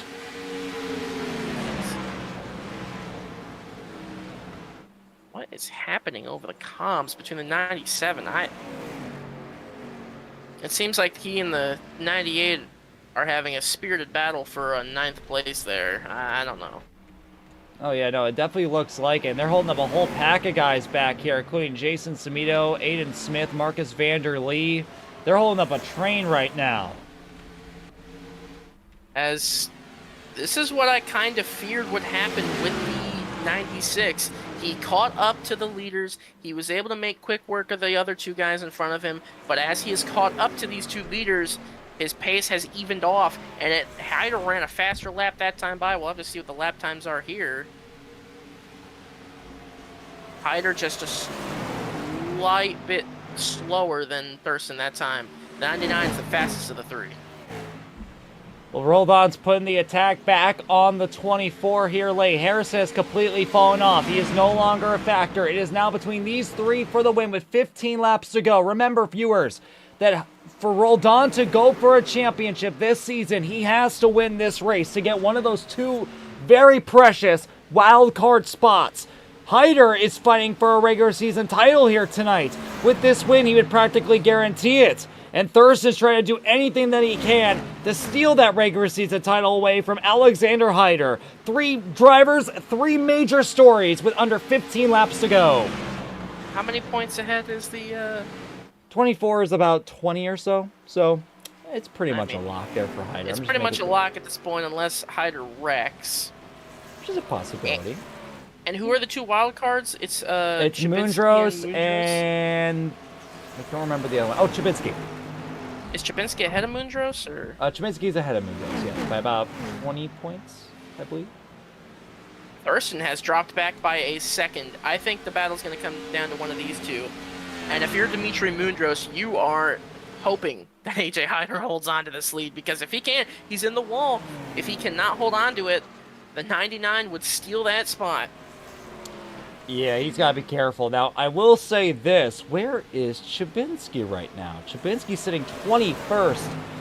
That's not good. I'm not particularly sure about what the points would look like if they were to finish where they are right now. But I'm not ruling out the possibility that Mudros might just straight up pass Chabinski in points, because Chabinski's sitting 21st right now. That is horrible. Let me check. And at the same time, Roldan's running the Wait a second, check. bottom. Hyder is running the top. I can only assume that Roldan's doing that to try to stay tired, but we're coming to 10 laps to go right now. I mean, you're not going to make that pass on the bottom. You're going to have to start making some time up on the top. So Chabinski sits 19 points ahead of Mudros. As it stands right now, Mudros would not be able to pass Chabinski on points. Chabinski sits 8 laps down, 4 laps behind Warren, but 22 ahead of McDonald. Probably no points to be lost or gained there. So Mudros would need a top 3 finish to move ahead of Chabinski and kind of make it a little bit safer to make the playoffs. But that's all considering if the 99 even wins. If he doesn't win, oh man. Yeah, Roldan's starting to send it now. Coming under 10 laps to go now, and I think Roldan's trying to throw anything that he can right now. For the last 15 laps or so, he's been repping the bottom through 3 and 4, and it has just not been working. Roldan's got to figure something out right now, because if he doesn't, now he's hitting the wall. You can see the desperation really starting to kick in there for the 99. He's got to figure something out if he wants to win this race. It's desperation time, yep, like you said, for that 99. And in my opinion, 99... back in the Roblox era, one of the most clutch drivers in the field. Does that clutch gene carry over into iRacing? We have yet to see, as we now are at 8 laps to go, and Roldan losing time that lap. He is now a half second behind the 24. Yeah, I think that he's starting to really overdrive the car. I think Thurston's starting to pull back in here. Oh, the reality might start setting in that Roldan doesn't have the grip necessary, but we still have 8 more laps to the side of here. Roldan sideways on entry to turn 3. He is really trying to get there. It's just, it's almost an impossibility that that car has any good left in it. I mean, he really burned up his stuff trying to get past the 24 early in the run, and now it's coming back to haunt him. And, you know, like I said, you know, I'm really surprised that he did not use the opportunity to at least give him a little kiss on the bumper once or twice. Speaking of a car given out, Harrison continues to fall back worse and worse. Collins just moved up to 4th, and Gallagher is on his way. We have communications over the radio. I don't know, something going on back here. Seems like the 98 and the 94 are battling. That's not even for position, but whatever. Wayne's coming to pit road. No, Wayne. Wayne, no. Wayne Kennedy, the battle continues. The spirited battle in that 93 crew. You can never say that they don't have 5 laps to go. And Chris Lilly has said, keep an eye out for wall bouncing. So, even though it would probably do more damage to your car than help, he's still keeping an eye on it. And Alexander Hyder is a story to behold. A driver who started his career on such a great high, made the championship 4 back in season 2 and 3. Never was able to get that title. He's come over to iRacing, and he has had the best season of his career. He is going to be coming into it, unless I'm trying not to be premature about this. But in about 4 laps time, we will be crowning a regular season title to Alexander Hyder, but we will also be crowning I believe this will be his 5th win of the season. And yes, it is a 5th win here tonight for Alexander Hyder. Coming to 3 laps to go. Hyder is trying to do something that he has yet to do so far in his career, and that is finally getting that title. Our series is now in his wheelhouse, and he's showing us who's boss. Absolutely. Roldan has got to be kicking himself, thinking, you know, if X went a little bit differently, if Y went a little bit differently, he might be in the lead of this race, as he, again, is still trying his best to make ground up. But now here we go, 2 laps to go. doesn't look like it's going to happen for the 99 crew. And I want to say something a little interesting. After Fontana, where James Thurston had beat Hyder for the first time, Thurston was very confident during his post-race interview. You know, he respected Hyder, but he didn't really seem to see him as a genuine threat. The next week, he got his ass kicked by Hyder at Atlanta, and it was a whole different tune. He was practically shocked that Hyder was able to beat him. He was shocked that you never heard of him before. We're coming up to the white flag now. 1 lap to go. We do have some lap traffic ahead. Hopefully they do get out of the way here for Alexander Hyder. I'm just watching this 99 to see if he does anything outlandish. It's not out of character for him to do so. Well, let's get a camera on him. He's got about a second lead, so... He's going to go ahead and accept defeat here. Coming out of turn 4, Alexander Hyder is going to get his 5th win of the season, but he will also score the regular season title. Alexander Hyder wins the Lot 9 Brewing Company Southern 500.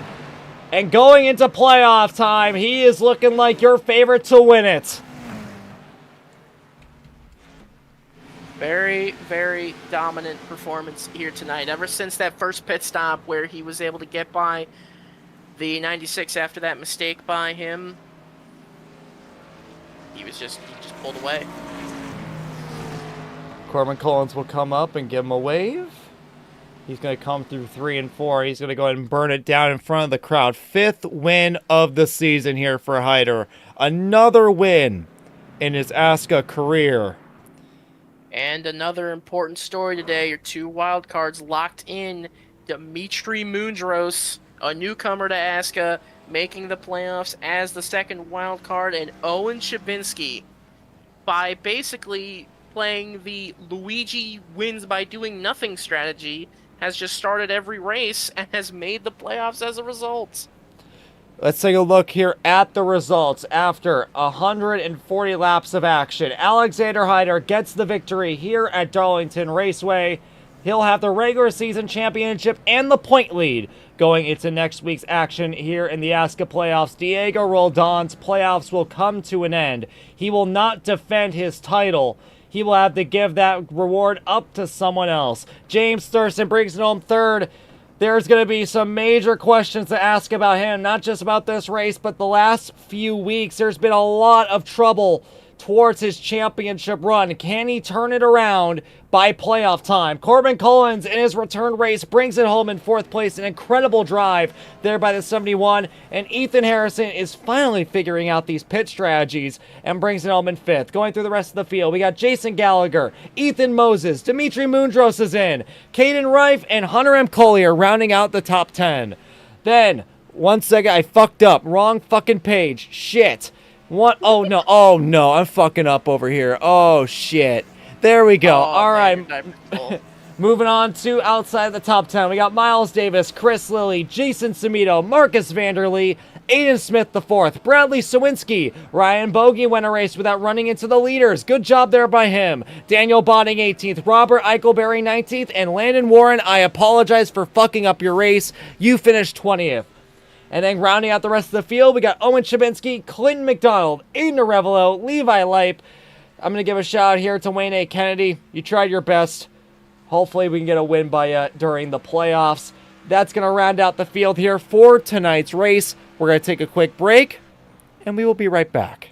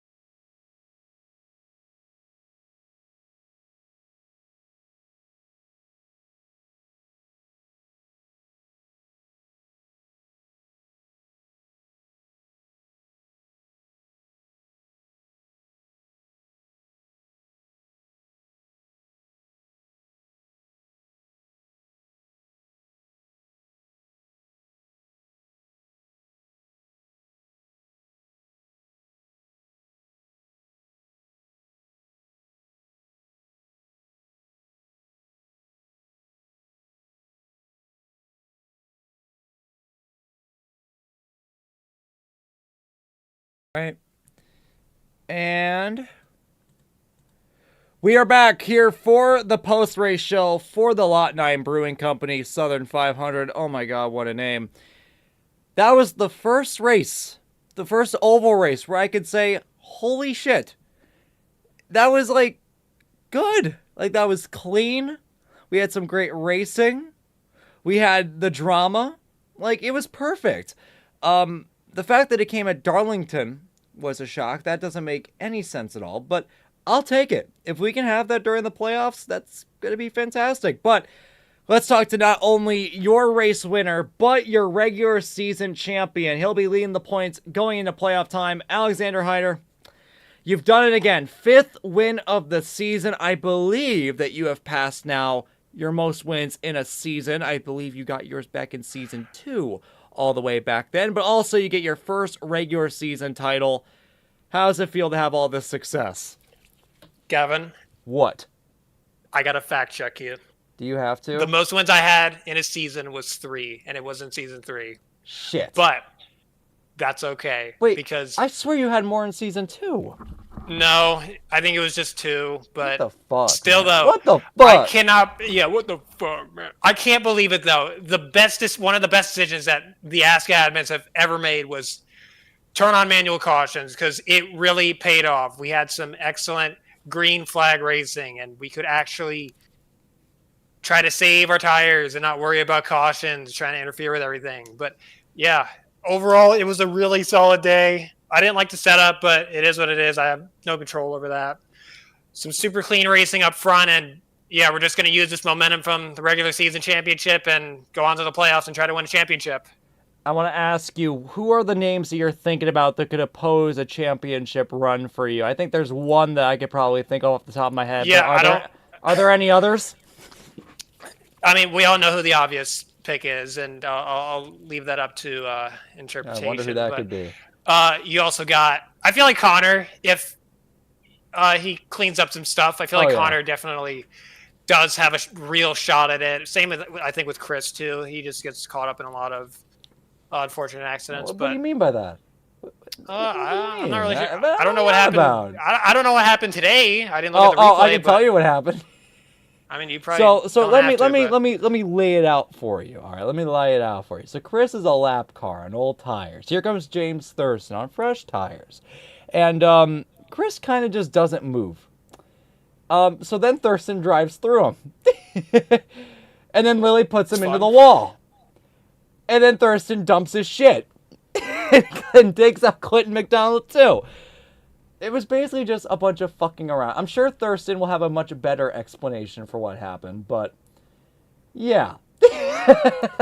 All I can say is God bless ASCA. Some stuff never changes. All right, well, I'm going to go ahead and let you go. 5th win of the season, regular season title. Things are only looking up for you, AJ. Congratulations on the win and the championship. Thank you, guys. And I would like to talk to Roldan, but I already brought him up earlier. James, let me get you in here because let me go ahead and just get the obvious question out of the way for you. What was your perspective on the contact with Chris Lilly? I think that he was just kind of below me and misjudged that corner exit. All right. I didn't dump him. I kind of just hit him on his door and he overcorrected. I don't think I wrecked him. Oh, okay. Well, I don't think I wrecked him. all right, well, enough of that. James, early on in this race, you had full control until that first green flag pit stop. What happened there? Yeah, I just had no handle on the car tonight at all. We went to pit there and we started sliding because I wasn't sure what it was going to do, and I slammed the brakes going into 3 on those old tires. So I tried to just kind of dive low into the pits, and when I did that, it just made the car start drifting, and I just had to save it, and that let AJ get right by me, and he was just a lot better on the long run than I was. And really, the rest of the race, I was just doing my best to keep the car out of the wall. I wasn't even really able to push the car as hard as every time I did, I would end up sliding. But I don't know. It just felt like I was riding on balloons the entire race. Just yeah, I just thanks to Power Smash Infinity Speed Motorsports, and hopefully we can. I mean, all right, we did finish third. I sound like I finished last, like I did the past couple weeks. But we did finish third. We had a good finish through all the chaos, so we can't be all but too mad. Just I don't know. These lap cars. I know I need to be more patient at sometimes, but they're slow. They're slow. I'm sorry. I mean, they're slow.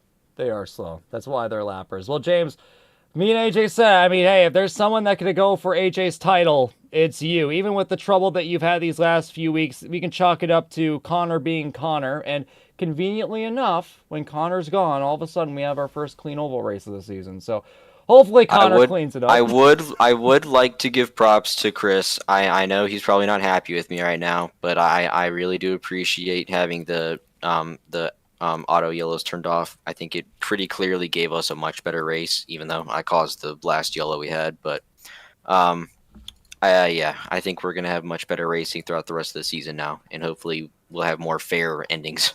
I hope so too, James. Congratulations on your run in the championship. Second right on AJ's heels going into next week.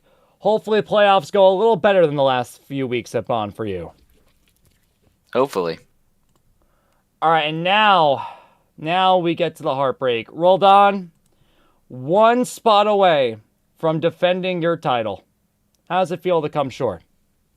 Well, it sucks being in, first runner-up or just runner-up place overall.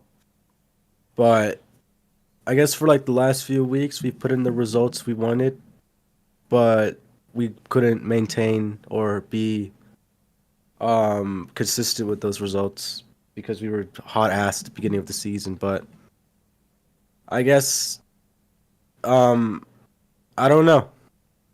I guess it's just really, really hard on me per se because, I guess all those incidents early in the season, I'd consider that my fault. And I had a collision with Hunter. I would like to apologize to him. I didn't say nothing in the race chat because I was too focused. But I'll apologize to him after this. But overall, the race was good. We had a good car. I don't know how we qualified second, but overall, this race weekend was good. Just hope that we'd have a weekend like this every other time. So now that you are out of playoff contention, what's the goal now here for these final 7 races? Well, I don't have a goal. I'm just not gonna race. I have other stuff to focus on. That's fair. Yeah. All right, well, in that case, there isn't really too much else to say. Your final start of the season.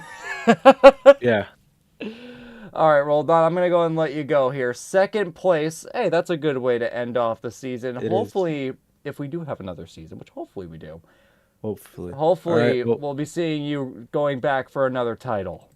Probably not, but who knows? I'm trying to be positive. Yeah, but I'm trying to be realistic. Fuck. All right, anyways. Realistic. Bye, Gavin. Fuck Bye. reality. We come here to... I know who I want to bring up. Who do you want to bring I know up? who I want to bring up. I want to bring up the guy who made the playoffs here. I want to bring up that first wildcard driver. He can bring himself up, truthfully. Yeah, Owen, get up here. Owen. OJ, you made the playoffs. You made the playoffs. I believe. Owen, now hold Yeah, on. Did he made the make it in playoffs. season? We didn't have when you're in season 5. Yeah, no, we got rid of that a while ago. Owen, I think this is the first time you've made the playoffs, right? No, I made it. I made it around an 8-1 ASCA season. I think it was season 4 where he got his only win. Yeah, you know what? You're Yeah, right. I forgot yeah. about that. The cheese win where you fucking This- save fuel. Hey, a win's a win. A Well- win is a win. Well, OJ, I kind of called it up at the booth. I called it the strategy of Luigi wins by doing absolutely nothing. And he Yup. kind of made the playoffs by doing, well, not really doing nothing, No, but yeah. he just kind of showed up to every race. So, what's your plan going to the playoffs here? Because,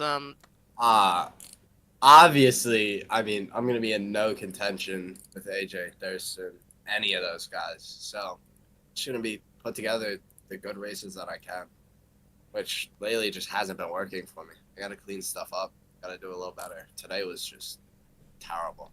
It's hounding the wall every corner. Not Yeah. sure if I was ever on the broadcast other than getting lapped 8 times. yeah, we didn't notice that you went a lap down 8 times. I wasn't surprised. I was surprised that you went down that many laps, but I mean, I hounded the wall to enough of a point where my car didn't quite drive straight, so I just had to pull it in for like 2 minutes, get some repairs. I knew I was pretty much locked in. It would have been nice to have the one spot overdicted instead of falling a spot short. Get 12th, but at the end of the day, same playoff spot, same points, I think. So it's just all focus is forward now. alrighty. Well, Well, get out of here. here. Here, I want to bring Hunter up here. Commander, what are you doing on my Twitter? Why's Queso on my Twitter? What are you oh doing my here? fucking god. Okay, buddy. Oh wait, Commander, you got nominated for Content Creator of the Year. You're very fucking funny, dude. Here. You're very funny. I want to bring Hunter up here for one specific reason. Hunter, how many people were either pissed off at you or you got pissed off at tonight? Because according to Jacob, there was a lot of commotion on the radio. Well, first off, I mean, I got in a wreck with Diego, but I mean, he apologized for it. I mean, shit happens. I got way too angry over it. I mean, at the end of the day, it's a video game, so who really cares? But it's fun. I mean, he apologized for it. And I mean, I know people learn from their mistakes, so I mean, I accept his apology. I mean, I know it wasn't intentional. It didn't look intentional. I was just angry in the moment. As for the race, I mean, if people were upset at me, then I mean, I guess bad for them. I mean, I didn't wreck or hit anyone, I don't believe. So I raced people hard, but I raced them fair. But I mean, I thought I had a good race. Just a shame we got wrecked there at the end, except for the playoffs, though. Yeah, well, hey, let's talk about those playoffs, because you've had a few decent runs this season, but what do you got to do better here to really make yourself a possible dark horse here for the championship? Don't get wrecked and just hope that hide and reverse and make mistakes as the rest of the season goes on. Got to get maximum points at tracks like Talladega and Martinsville, just avoid the chaos, and maybe I could stand a chance of maybe like sneaking the top, like 3 in the points or so, but I don't think I could win it. All right, well, game plan top 3 sounds like a charm here, Hunter. Congratulations on making the playoffs, and hopefully we'll see you in the top 3 earlier on in the playoffs. Oh, it won't happen. See you later. Try to be hopeful. All these guys are like, oh, it won't happen. Well, hey, I was taught in school that you can be whatever you want to be. You can become a firefighter. You can become a police officer. You can become a kamikaze for the Japanese army in World War II. You can do whatever. Police officer. I hear they have a bad rap. Not the ones in my area. They're my homies, all right? They come over to my station every night. They get a coffee. They get a donut. Give me a fist bump. They probably go kill some kid afterward, but that's okay. Well. Anyway, let's get back to ASCA. Specifically, Wizard. Get in here, because you had, once again, a really good run. It seems like these rough racetracks really suit your style. You ran 3rd at Iowa. And where'd you finish here tonight? You finished Seventh. Yeah, you finished 7th here tonight. How was the race out there for you? It was a lot of fun. This was quite honestly a mood lifter after the last couple weeks that I've had. I've not been here for the last couple weeks. Been dealing with some personal issues. But it was great to be back out here tonight. I know we didn't get the playoff spot. We weren't really in contention for it ever since first couple weeks, but like I've been saying throughout the season, it's been a lot of fun just learning these race cars, just driving around. And Darlington, just on iRacing in general, has just been my best racetrack, honestly. So I knew I was going to have a bunch of confidence coming into this race. I knew how to save the tires. I knew exactly what I needed to do. So, yeah, a lot of fun, especially towards the end there. I mean, we had, only 2 cautions tonight? Yeah, only 2. So, yeah, no, that's honestly awesome. I know Chris is in here, so I want to say again, like I know somebody mentioned it earlier. I think it was Tristan or Durston. Yeah, Tristan. But yeah, no, honestly, I think we should keep the manual cautions permanently. That's my opinion. I agree. So, yeah, it definitely made the racing a lot more better.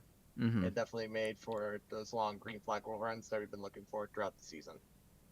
All right, well, Ethan, I'm going to go ahead and let you go here. Another top 10. You seem to be learning these cars slowly but surely, especially at these rough racetracks.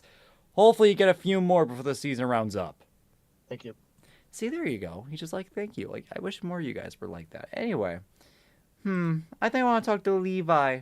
Because Levi Levi, did you run out of fuel? Yeah, my spotter. Okay, so the whole story was I was pretty pissed off at Ethan. Tell me Okay, about it. Tell me about so it. I decided, okay, I'm gonna run long and try and get the lap lead bonus. And my spotter tells me right as I'm crossing the line, I'm like, okay, I'm not gonna make it. I'm gonna pit end of next lap. And right as I'm crossing, like he couldn't have told me this on the back stretch or the lap before. He told me this right as I crossed pit road entry. Come down pit road this time. And as soon as he said that, I ran out of gas. Fantastic. Who's your spotter? Chad Caneros. I will be firing him. Fire him now. Fire him. I will be hiring Donald Trump for next week. Levi, I want you to... One more question, Levi. I want you just to summarize your regular season so far, because I'm sure you have an interesting way of putting it. Rough. It was all over the place. The best way I could describe it is... I need to look forward to these next few races and just... I don't know, man. I look back at these races where I was running fine, like Atlanta when I was running 8th, Charlotte when I was running 12th, Bristol when I was running 7th. And what could have happened had I not gotten wrecked? Or Iowa, what if I, could have just thought to keep my cool? And I'm a rookie, so I guess it was just a season of learning, and a season of maturing. So I have 7 races left to look forward to before hopefully looking forward to a new season. So instead of worrying about what could have happened, I'll just go on next week and race and try and stay out of playoff driver's way and be quick and just keep learning. All right, well, it sounds like a plan here, Levi. Hopefully the next 7 races go well for you. And hey, Talladega is coming up. You can bullshit a win there. Yeah. All right, and I want to talk to 2 more people before we get to Daniel and Wayne. First off, Marcus. Marcus, I want to tell you about today's race, because I saw you a lot. Early on this race, you were making a lot of moves inside the top 10, but at the end of the day, I believe you finished 14th. What happened? Well, I came out of the pits on my last pit stop, and when the turn 3, I tapped the brake a little, and my car just snapped. I don't know what happened, because I did the same thing the entire race after my first pit stop, started the race, all that. Nothing really happened. So I was a little concerned. I don't know why my car did that, why it just snapped. Maybe it was the fact that it was completely sundown on the second pit stop and not the first pit stop. So obviously temperature change had something to affect with it, but that, and also kind of getting screwed over with the whole final yellow incident. I feel like I had fresher tires than Chris. Could have made up the spots on Chris. At least made the spot back up on him. Followed him, got a couple more guys. Maybe got him salvage a top 10. Unfortunately, that's not how it went down, because AJ didn't get the chance to lap the entire field like I was hoping.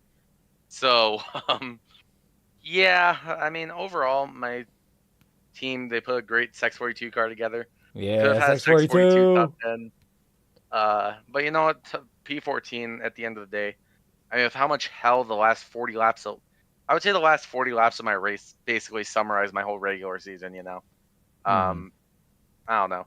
That was that final 40 laps was hell. But I gotta give a shout out to the ASCA higher ups for turning off automatic yellows. I gotta thank Medfred for being the reason we don't have automatic yellows anymore. Thank you, Medfred, you fucking idiot. I hope you never come back. Well, hey, we got something good. Every time something... He was good for something. And I'll take every that. time someone does something stupid at Pocono, something good comes out of it. Yeah. We get respawns from Ryan. Thank you, Ryan Arnold. Thank you, Ryan. And then we get admin. The admin has to do their job when we get Medfred. So, yeah, something good came out of it. So, I hope we have races like... fucking missed a caution. Okay, know anyways. what he said. He's saying that because there's like a 2-car wreck on the restart at one point, I guess. Don't give a shit. Yeah, It's so probably they for like didn't- last place.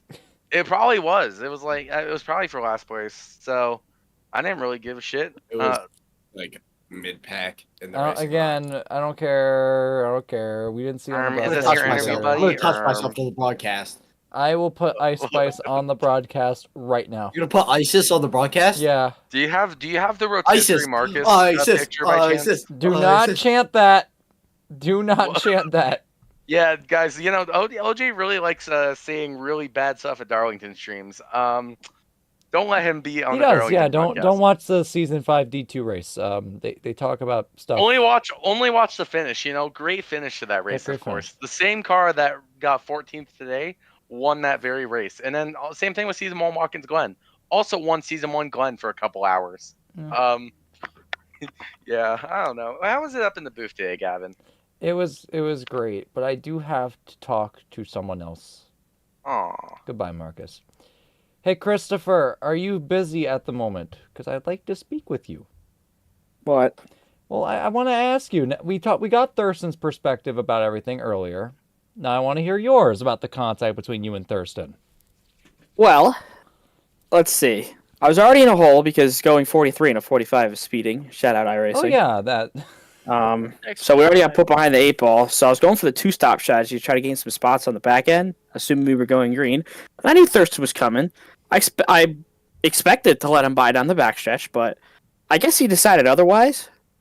Because he tried to drive through me in a 1 and 2, and it didn't work. Got me sideways. And he went for a gap that didn't exist on my outside. So I don't know what that was for. And I guess he got a little angry at himself. So he drove to my outside and just pretended I wasn't there. But, I mean, it's annoying. Yeah. Because he's the fastest car every week. You'd think he'd know how to get around a slower car. But I guess the ego was doing all the talking. But, yeah, that's really all there is to it. Mm-hmm. And when it comes to the championship hopes, throughout the first half of the regular season, you were right there. Even at Bristol, you were in contention of taking over the lead. But ever since Bristol, things have been rough for you. Either you've had a bad run, you've gotten wrecked, or both. And I want to add, well, besides from Kansas. Kansas was the outlier. Coming into the playoffs, what's got to change to really make yourself a championship threat? Nothing. It's a race for third. Well, okay, get out of here. I'm trying to give everyone an opportunity to say, hey, what makes you stand out? It's like, well, it's Hyder and Thursday. I don't care. Aiden Arevalo, make me feel better. Make me feel better. What's up? Hi, Arevalo. Today wasn't really your best outing, was it? Yeah, fuck no. Yeah. Every time I saw you, you were hitting the wall. What was happening? Number one to me setup was dog butt doo-doo fart. I don't know. Like, it's just, I turned my wheel 90 degrees to the left. I was going 109 to the corner, and I still drifted up all the way up the track. So, yeah, I just gave up. But hey, highlights of my race, nearly wrecking Thurston and Hyder, I think. Mm-hmm. And pushing Levi in pit road to his pit stall. Wait, you did that? Yeah. Oh, that was really nice of you. My race was over anyways, so both of us that was our final pit stop, and then we just gave up. Perfect. Well, Aiden, I want to ask you, what is the hope here for these playoffs? I'm not too sure how much you feel like you can go run for a championship, especially with the inconsistent results. But I want to ask you, where do you see yourself here in these playoff pictures 7 weeks from now? If Trafari commits more genocide against ASCA and Harrison, I'm looking like a solid like P6, maybe P5 if I'm lucky. I mean, I still have yet to get a top 5. I'm looking at getting one at I don't know, looking at Talladega, looking out. Yeah, maybe. everyone's looking at Talladega.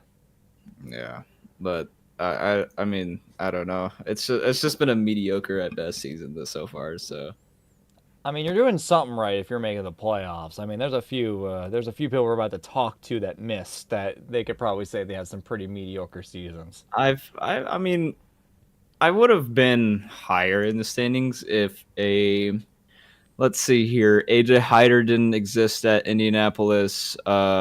Iowa, that was kind of my problem. Yeah, that's it. I would say. Also, shitty setup at Darlington. For me, at least.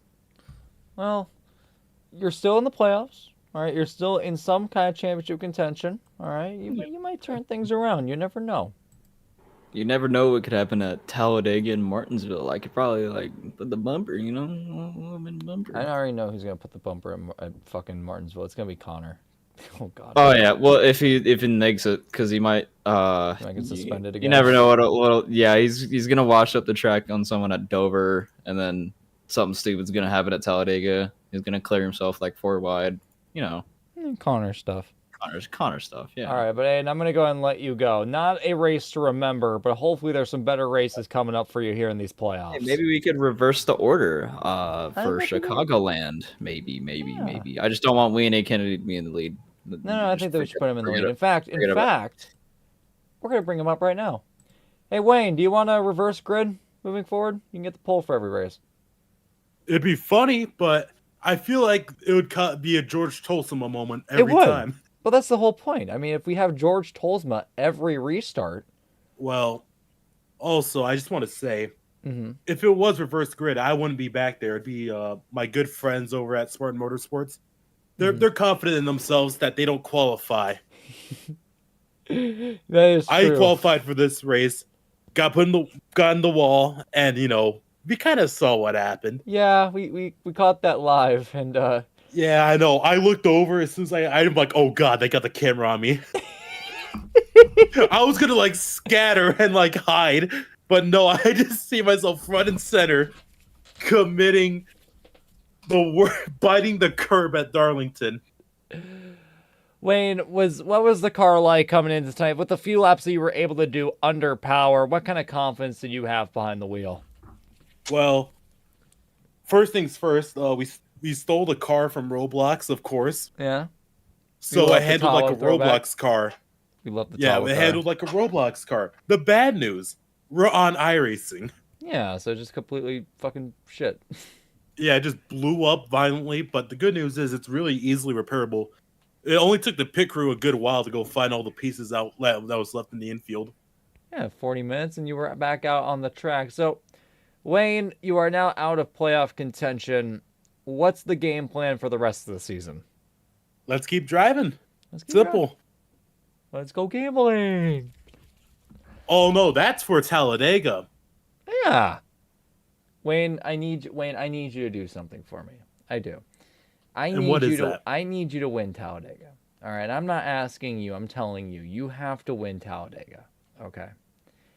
All right. It just needs to happen at this point. But I've given you your mission, Wayne. Talladega, you have to win it, or else I'm taking your whole family. Goodbye. Oh God. All right. I have now threatened a Discord member. Daniel, you've missed the playoffs. Good evening. Good evening, Askinians. Daniel Botting has missed the playoffs. I did. Unfortunately, I mean, you didn't get involved in any wrecks, but the pace really wasn't there for you, was it? No, first off, thoughts and prayers with the 93 team after clobbering the inside wall. We heard they left the infield care center, but he was stumbling, so, yeah, we missed the setup this week. There's no other way to say it. We were struggling throughout practice. Didn't bother qualifying because we made adjustments to the car. And we spent too long trying to learn the car in the race. It was just too late for that. Daniel, I have a major favor I have to ask of you. What is the major favor? So, you know that Wayne Kennedy guy? So I have threatened him, and I have told him that if he does not win Talladega, I will be taking his whole family. And I need your help to make sure that he wins. Okay? So at Talladega, I'm going to need you to, get up to his bumper real up and close. All right? Give a few taps. Not the quarter panel? Not the no mid-corner bum draft. No mid-corner bum draft. That's not what I want you to do. No mid-corner bum draft. All right? I need you to bump him over and over and over again until he wins. And I want you to think of it this way. If you don't do this, his family will die. It will be all your fault. Okay? Okay. I'm happy you understand. Your interview is over. And we have one more. My season. No. I've given you your mission. All right? You have time to think it over. All right?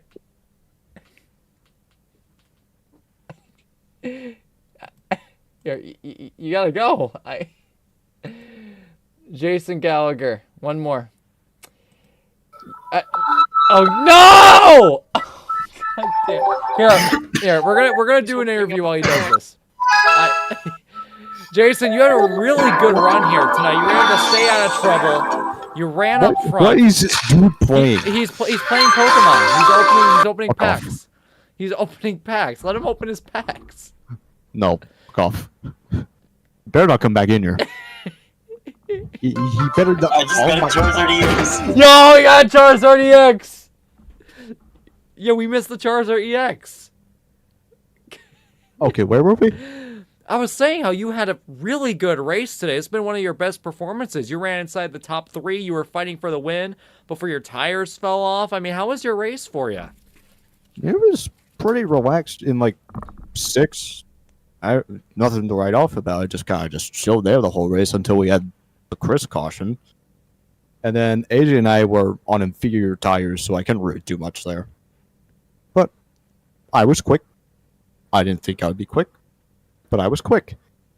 Yeah. And we made the playoffs. Yeah, you made the playoffs. I want to talk to you about that. Also, Bagel's here. Bagel's here? Bagel's here. Bagel is here. Bagel. Guys. She is on my computer. Hi, As a- cat. As a cat should be. Jason, I want to ask you, what are the expectations when it comes to the playoffs, all right? Because you are one of very few people to win this season, but besides from the win, season's been on and off. Where do you see yourself by season's end? Top 5. I think that's realistic. Maybe top half, like maybe 6th. I'm not winning. There's no shot I'm winning the fucking title. Oh, come on. You're Jason Gallagher. You can do anything. Yeah, I'm garbage. Remember what I said, all right? I was taught in school you can be whatever you want to be, all right? Don't you want to be an ASCA champion? I'm trying, dog. You can go up to your employers and be like, "Hey, give me a raise. I'm an ASCA Cup Series champion." They probably shoot me if I said that. Why? Do they have guns in the Dunkin' Donuts? I don't know. I don't work there anymore. Wait, you don't. Where the fuck do you work? Nowhere. Well, hey. I've been trying the past like 2.5 weeks to get a fucking job. No one's found it. Hey, I have good news for you.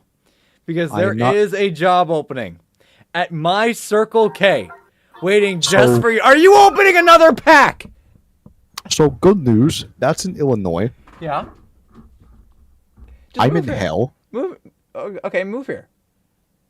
And then you can work here. Yeah, you're right. Move away from your friends and your family. And come over here and work for Circle K for the rest of your life. This is true. Yeah. I'm not doing that. Hey, Bodding, can you open another pack? No. Open it. Yeah. I don't No. have enough hourglasses. so I can't. Fuck, dude. There's a shortage. Like everyone can't open packs anymore. There's a shortage. What? No, ever since Connor got suspended. I'm telling you, there's been some You problems. know what's funny, Gavin? What? The one race Connor got suspended is our cleanest race. Yeah. At Darlington Yeah, of the no field place. It's was also, almost like, like he spread was out. the problem.